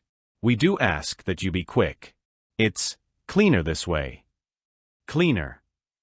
10 minutes later, I was walking out of the Innovate building for the last time. I had a cardboard box in my hands. Inside was a framed picture of Anna and Lily, a world's best data dad mug Lily had made me, a few reference books, and a sad-looking desk plant. I sat in my car in the parking garage for 20 minutes, just staring at the concrete wall. I wasn't sad. I wasn't angry. I was just empty. It was like I had been unplugged. The drive home was a blur. I walked into our little suburban house. Anna was in the kitchen making lunch for Lily, who was coloring at the table. "Hey." Anna smiled. "You're home early. Did you get?" She saw the box in my hand. She saw my face. Her smile evaporated. "Lily, honey," she said, her voice suddenly tight. "Can you go to your room and play for just a minute? Mommy and Daddy need to talk." But I'm coloring. Now, Lily. Lily, sensing the tension, gathered her crayons and left. The moment the door clicked shut, Anna turned to me. Mark? What happened? What's wrong? I put the box on the counter. They restructured me. I watched her process the word. Restructured? You mean, you're laid off? I nodded. I will never, ever forget the look on her face. It wasn't anger. It was terror. Pure, unadulterated terror. We weren't paycheck to paycheck, but we weren't rich. We had a mortgage. We had car payments. We had just enrolled Lily in a summer program. My salary was the engine that kept it all running. And it had just ceased. Oh my God, she whispered, sinking onto one of the kitchen stools. Oh my God, Mark. What are we going to do? I wanted to be strong. I wanted to say, it's fine, I'll get another job in a week. But all I could say was, I don't know. The first 2 weeks were weird. I was almost in a state of denial. I polished my resume. I updated my LinkedIn. Senior data analyst with 8+ years of experience in optimizing systems and driving revenue. Seeking new opportunities. I sounded like a product. I applied for 12 jobs. Then 24. The responses were, nothing. A few automated, thank you for your interest, but we've decided to move forward with other candidates' emails. Mostly, just silence. Then the rejections started getting more specific. I had a phone screening that went great, only to be told I was overqualified for an analyst role. I had another where they said I didn't seem to have the leadership experience for a manager role. I was in that horrible middle management purgatory. Too expensive for the grunt work, not visionary enough for the high-level stuff. After a month, the severance was dwindling. The COBRA payment for our health insurance was, I kid you not, $1,800 a month. That was a gut punch. Anna was trying to be supportive. She picked up a few extra shifts at the pediatric clinic where she worked part-time as a nurse, but it was a drop in the bucket. The tension in our house was so thick you could cut it. We started having stupid fights. Fights about money. About leaving the lights on. About whether we really needed Netflix. One night, I was on the couch at 2 a.m., just scrolling. Indeed. LinkedIn. Monster. ZipRecruiter. I was in a doom scroll spiral. My mortgage payment was due in 10 days. We were going to be short. For the first time in my adult life, I was going to miss a major payment. The panic was a physical thing. It felt like a cold hand squeezing my heart. I was desperate. I widened my search. Manager. Coordinator. Associate. Nothing. Then I did it. I erased Senior Data Analyst from the search bar. I just erased all the keywords. And I just looked. Delivery driver. Warehouse associate. Overnight stalker. And then I saw it. An ad for a company called Prime Building Management. They managed most of the high-end corporate towers downtown. Position, building maintenance technician, night shift hours, 6 p.m. to 2:30 a.m. duties, general cleaning, light maintenance, trash removal, floor care. Must be able to lift 50 pounds and pass a background check. Pay, $22 per hour. I did the math. $22 an hour, 40 hours a week. It wasn't my old salary. It wasn't even close. But it was $3,500 a month. It covered the mortgage. It covered the utilities. It kept the lights on. It was enough. My hand hovered over the apply button. I have a master's degree. I used to manage a $5 million data budget. I'm going to apply to be a janitor? I thought about Lily. I thought about the terror in Anna's eyes.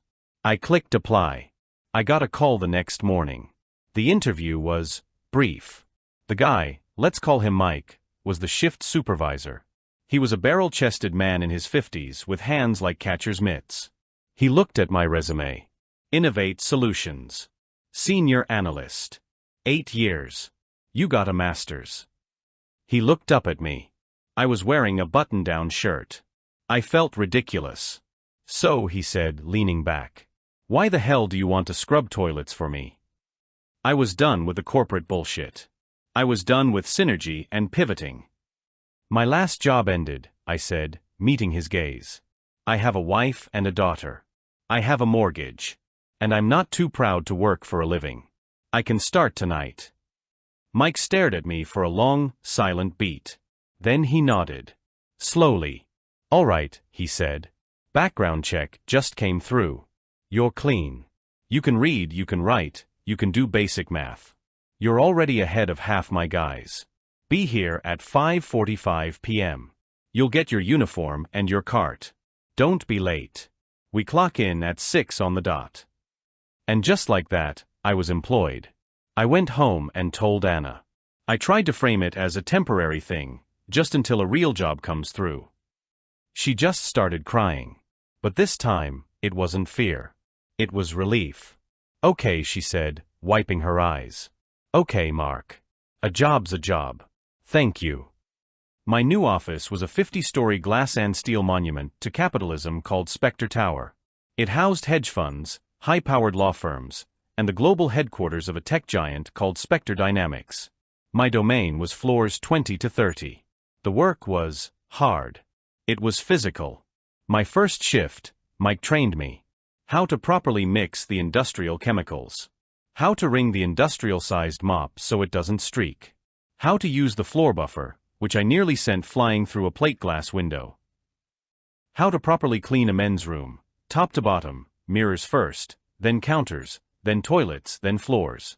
You start with the cleanest thing and end with the dirtiest, he grunted. And you never use the same rag on a counter that you used on a toilet. I see you do that, I fire you. Got it. Got it. My first week was pure, unadulterated humility. I was emptying trash cans filled with the half-eaten $20 salads of people my age, in my old field. I was scrubbing things I wouldn't let my dog touch. My back ached. My hands were raw and chapped from the chemicals, even through the gloves. I'd come home at 3 a.m., smelling like disinfectant and floor wax. I'd strip in the laundry room, shower in the dark, and slip into bed.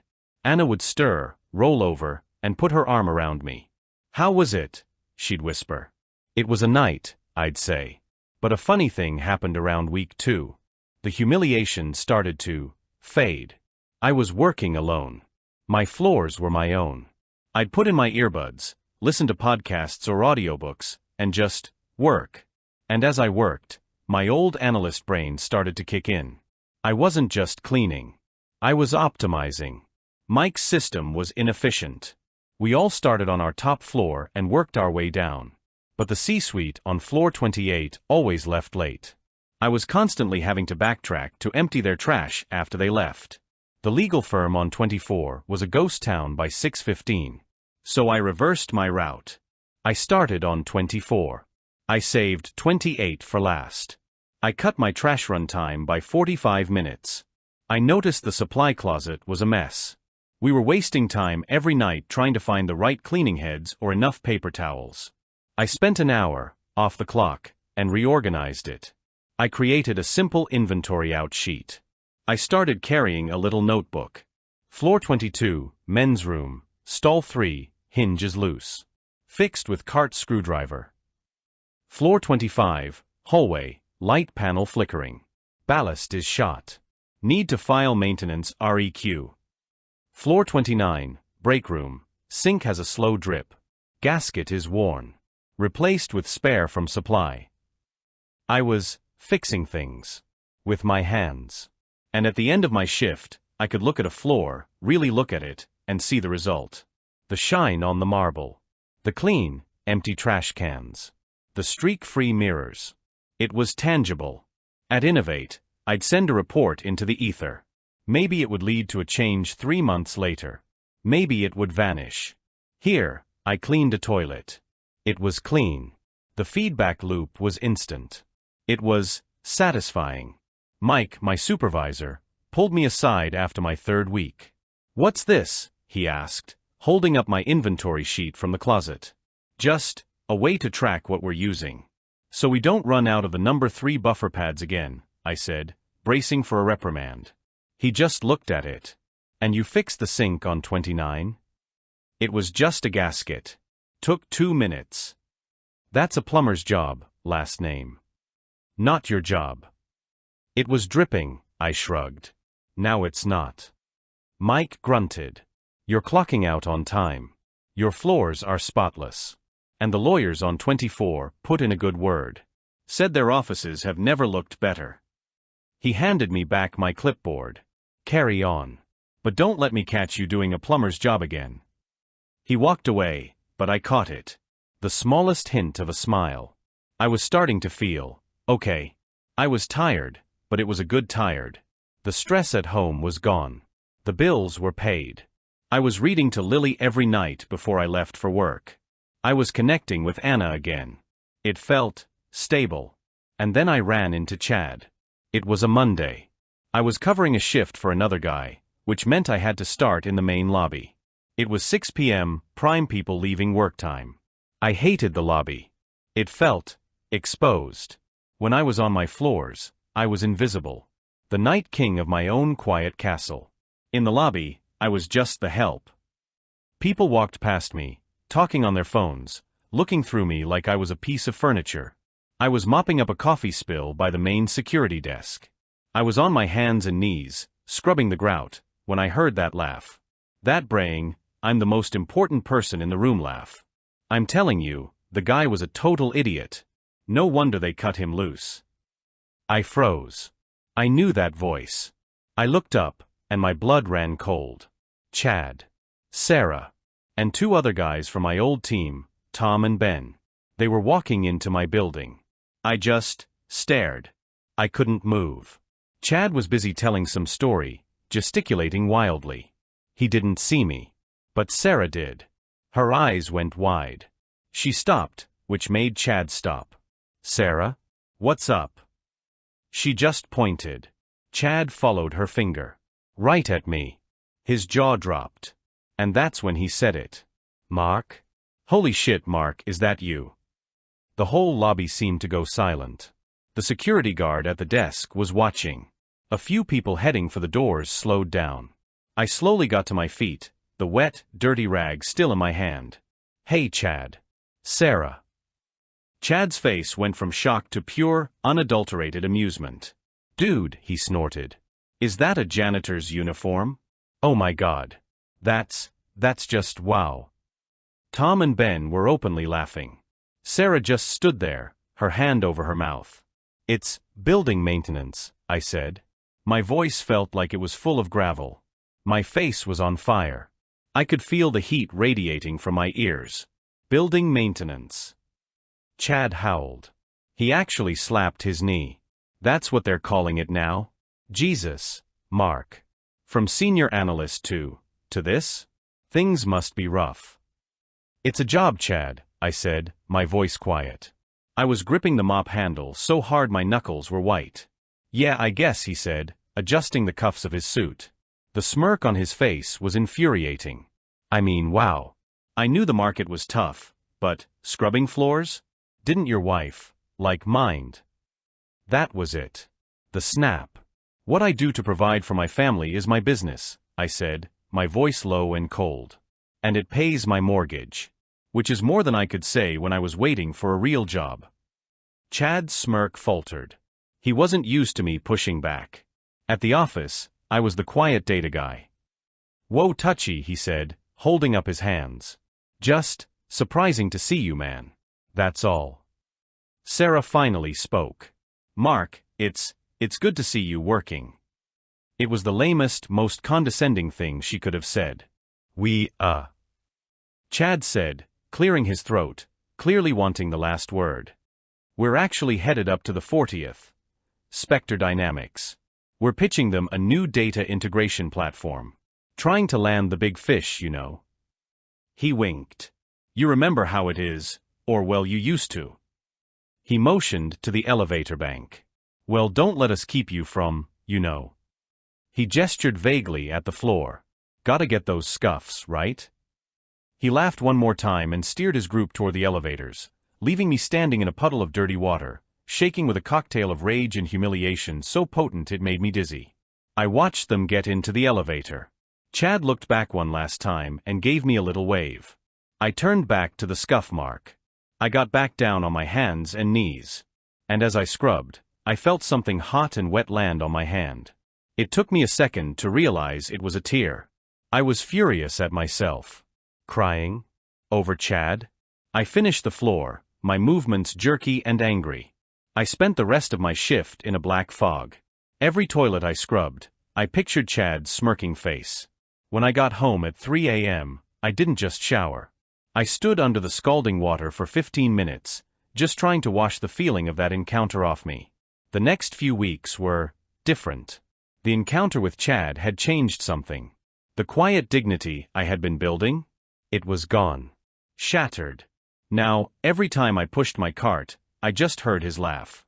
Just a janitor. Just scrubbing floors. I became obsessed with the work. I was determined to be the best goddamn janitor Spectre Tower had ever seen. My floors weren't just clean, they were pristine. My brass fixtures didn't just shine, they gleamed. I wasn't just fixing things, I was preemptively fixing things. My little notebook became a binder. I created a full-on operational analysis of my floors. I cross-referenced the cleaning supply usage with the square footage and foot traffic data, which I got by just counting. For a week. I sat near the elevators and made tick marks. I built a new route for the entire night crew, proving it would save us 30 man-hours a week. I gave it to Mike. "What in God's name is this last name?" he asked, flipping through the 20-page document. It had charts. It had graphs. "It's a proposal," I said. "Our routes are inefficient. If we retask based on peak usage hours, we can consolidate chemical carts and reduce redundant travel between floors." Mike looked at me like I had grown a second head. You made charts." "Yeah. For a janitor route." "Yeah. It's what I do." He read it.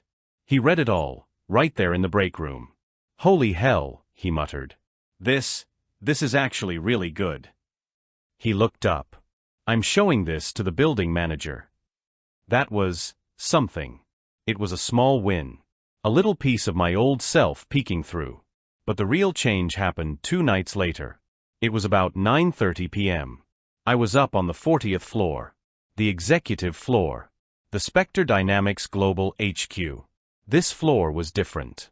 Plush carpets, real wood paneling, original art on the walls. It was quiet as a tomb. My job here was mostly just spot clean and empty trash. I was rolling my cart past the main executive conference room when I saw a light on in the corner office. The big one. The CEO's office. The door was ajar. I'd seen the CEO before, of course. Mr. Harrison. He was a legend. A workaholic who had built the company from his garage. He was usually just a blur of a tailored suit heading for the private elevator. We'd nodded. Evening. That was the extent of our relationship. Tonight, he wasn't a blur.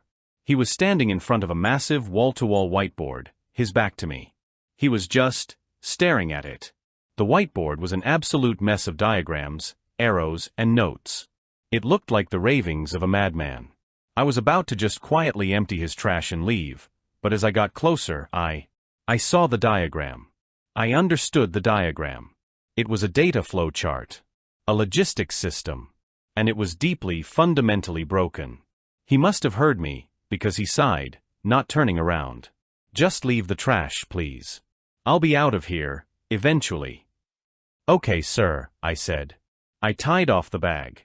But I couldn't pull my eyes away from the board. He had a bottleneck. A massive one.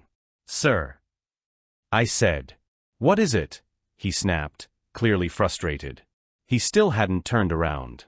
I swallowed. This was it. This was the stupidest or the smartest thing I was ever going to do. "You've got a recursive validation loop," I said. He stopped. He didn't move for a solid 5 seconds. Then very slowly, he turned around. Mr. Harrison was an imposing man. He was in his late 60s, white hair, sharp blue eyes that just drilled into you. He was looking at me, at my gray uniform, at the trash bag in my hand. "What did you just say?" he asked. His voice was quiet. "Dangerous." "On your board," I said, pointing with my free hand. "Your data flow. You're trying to validate your shipping manifests against your inventory database. But your inventory database itself triggers a validation call back to the shipping manifest to confirm the item. They're stuck in a loop. They're pinging each other to death. Your whole system is throttling itself. Harrison just stared at me. His face was unreadable. I figured I was about to be fired. You, he said, walking slowly toward me. Who are you? I'm Mark, sir. From the night crew. He got closer. He was squinting at me. Mark, night crew. You've got to be kidding me. Mark, last name. My blood turned to ice. Why, yes. Sir. How did you? The Interphase project, he said, his eyes wide. 3 years ago. Innovate Solutions.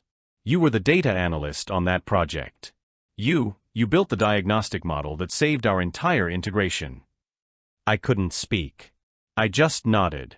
I tried to poach you, he said, a strange manic energy coming into his voice. I offered your boss double your salary to get you, and he told me you were locked in on a new project. I remember your face from the presentation. You were brilliant. He looked at my uniform. He looked at the trash bag in my hand. He looked back at my face. And then he said, "What in the living hell are you doing emptying my trash?" So I told him. I told him everything. The layoff. The restructuring. Chad. The brutal job market. The mortgage. The terror. Taking the janitor job because my family needed me. I ended, feeling suddenly very tired. It's honest work, Mr. Harrison. And it's kept my family afloat. Harrison was silent for a full minute. He looked angry. But not at me. Innovate Solutions, he growled. They let you go? And they kept. Who was that smarmy one? The one with the golf tan? Chad. That's the one, I said. Idiots, Harrison snapped. A company full of absolute gold-plated idiots. He turned and looked at his whiteboard. Then he looked at me. You saw that, he said, pointing to the loop, in 10 seconds. My in-house team, my 6-figure engineers, have been staring at that for 2 weeks. They're blaming the hardware. They're blaming the cloud provider. And you saw it in 10 seconds. He walked over to his desk, picked up a red dry erase marker, and threw it to me. I caught it. Forget the trash, he said. Get over here. I put the trash bag down and walked over to the whiteboard. It felt surreal. I was in my janitor's uniform, holding a red marker, standing in the CEO's office. Okay, he said, crossing his arms. You're so smart. Fix it. My heart was pounding. But as I looked at the board, the fear vanished. This I knew. This was my world. Okay, I said. The old confidence, the analyst self I thought was dead, came roaring back. The loop is just the first problem. That's the symptom. I uncapped the marker. Your real problem is here. I drew a big red circle.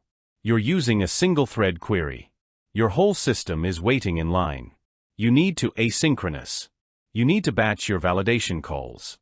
There's no reason to validate one manifest at a time. Validate them in batches of 500.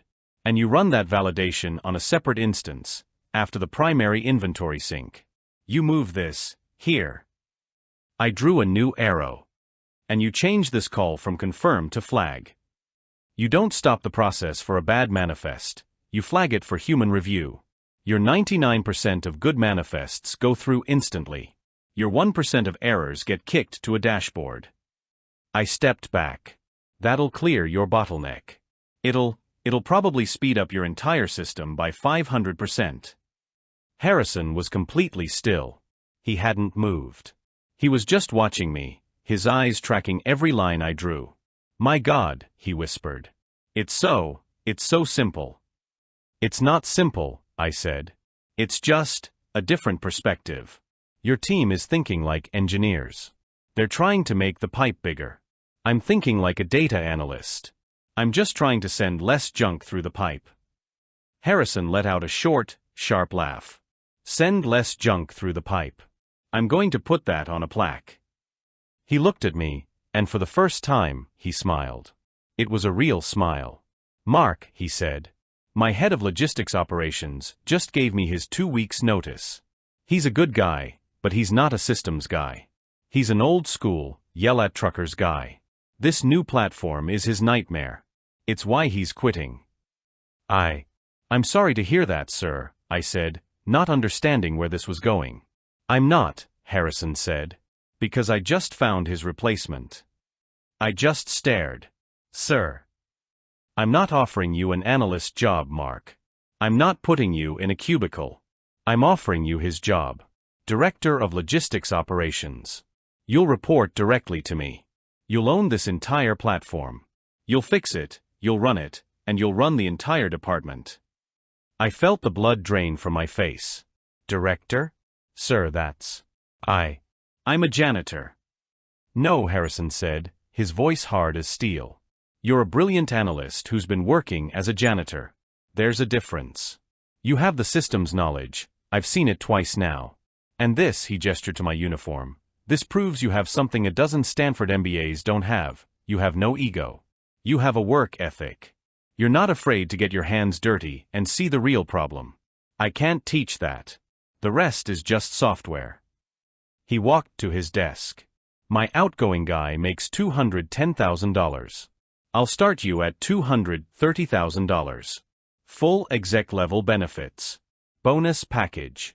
Stock options. You'll have to give 2 weeks' notice to, what's his name? Mike. Mike, I whispered. I couldn't feel my legs. $230,000. That was more than double my old salary. Is that a yes, Mark? Yes. Sir. Yes. Thank you. Oh my God, yes. Good, Harrison said. He looked at the trash bag I'd left by the door. Now, go finish your shift. I want the satisfaction of calling your boss personally tomorrow to tell him I'm poaching his best man. Be in my office. 9 a.m. And for God's sake, he said, looking at my gray shirt, wear a suit. The next few hours were the most surreal of my life. I finished my shift. I cleaned the toilets. I emptied the trash. I buffed the floors on 20 to 30. I did it all with a stupid giddy grin on my face. When I clocked out, Mike was in the office. You look happy, he grunted, not looking up from his paperwork. It was a good night, Mike, I said. Yeah, well, don't get used to it. I drove home. I walked into the house. 3 a.m. I stripped off the uniform. I took my shower. And then I walked into our bedroom. Anna was asleep. I couldn't wait. I sat on the edge of the bed and gently shook her. Anna. Honey, wake up. MMMPH? Mark? What's wrong? Is it Lily? She said, sitting up, instantly panicked. No. Lily's fine. Everything's fine. I have to tell you something. At 3 a.m.? I got a new job. She blinked, confused. A new job? What, like a different cleaning route? No, I said. I was starting to shake again. I'm the new director of logistics operations. At Spectre Dynamics. On the 40th floor. Anna just stared at me. What? Mark, are you having a stroke? What are you talking about? So I told her. The whiteboard. Mr. Harrison. The Interphase project. The offer. The $230,000. When I finished, she was just silent. Her hands were over her mouth. Mark, she whispered. Is this real? Please don't be joking. It's real, I said. I start today.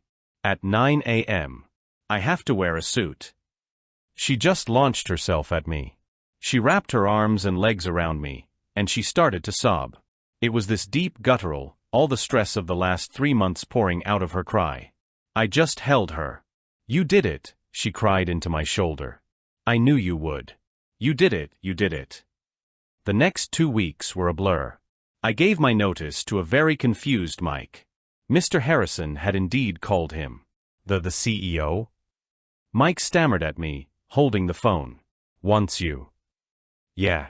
Mike looked at me, then at the charts I had made. Ha. Well, good for you, last name. Don't forget about us down here. I won't, Mike, I said. And I meant it. Update. My first official act as director was to review all third-party vendor contracts. I got Mike and his entire crew a 15% pay raise for sustained operational excellence. He almost cried when I told him. My new job was insane. It was a fire hose of information. But Harrison was right. It was all just systems. I loved it. I tore the new platform apart and rebuilt it from the ground up, just like I said I would. Within a week, we had cleared the entire logistics backlog. I had an office with a door, and a window, on the 40th floor. Which brings me to the cherry on top. The part I've been replaying in my head. It was the end of my first week. A Friday. I was walking with Mr. Harrison, heading to a major strategy meeting with the entire executive board. We were in the lobby, waiting for the private executive elevator. And I heard a familiar voice. Mr. Harrison. What a pleasure to see you again. I turned. There was Chad. And Sarah. They were back. They were clearly still trying to land the Spectre account.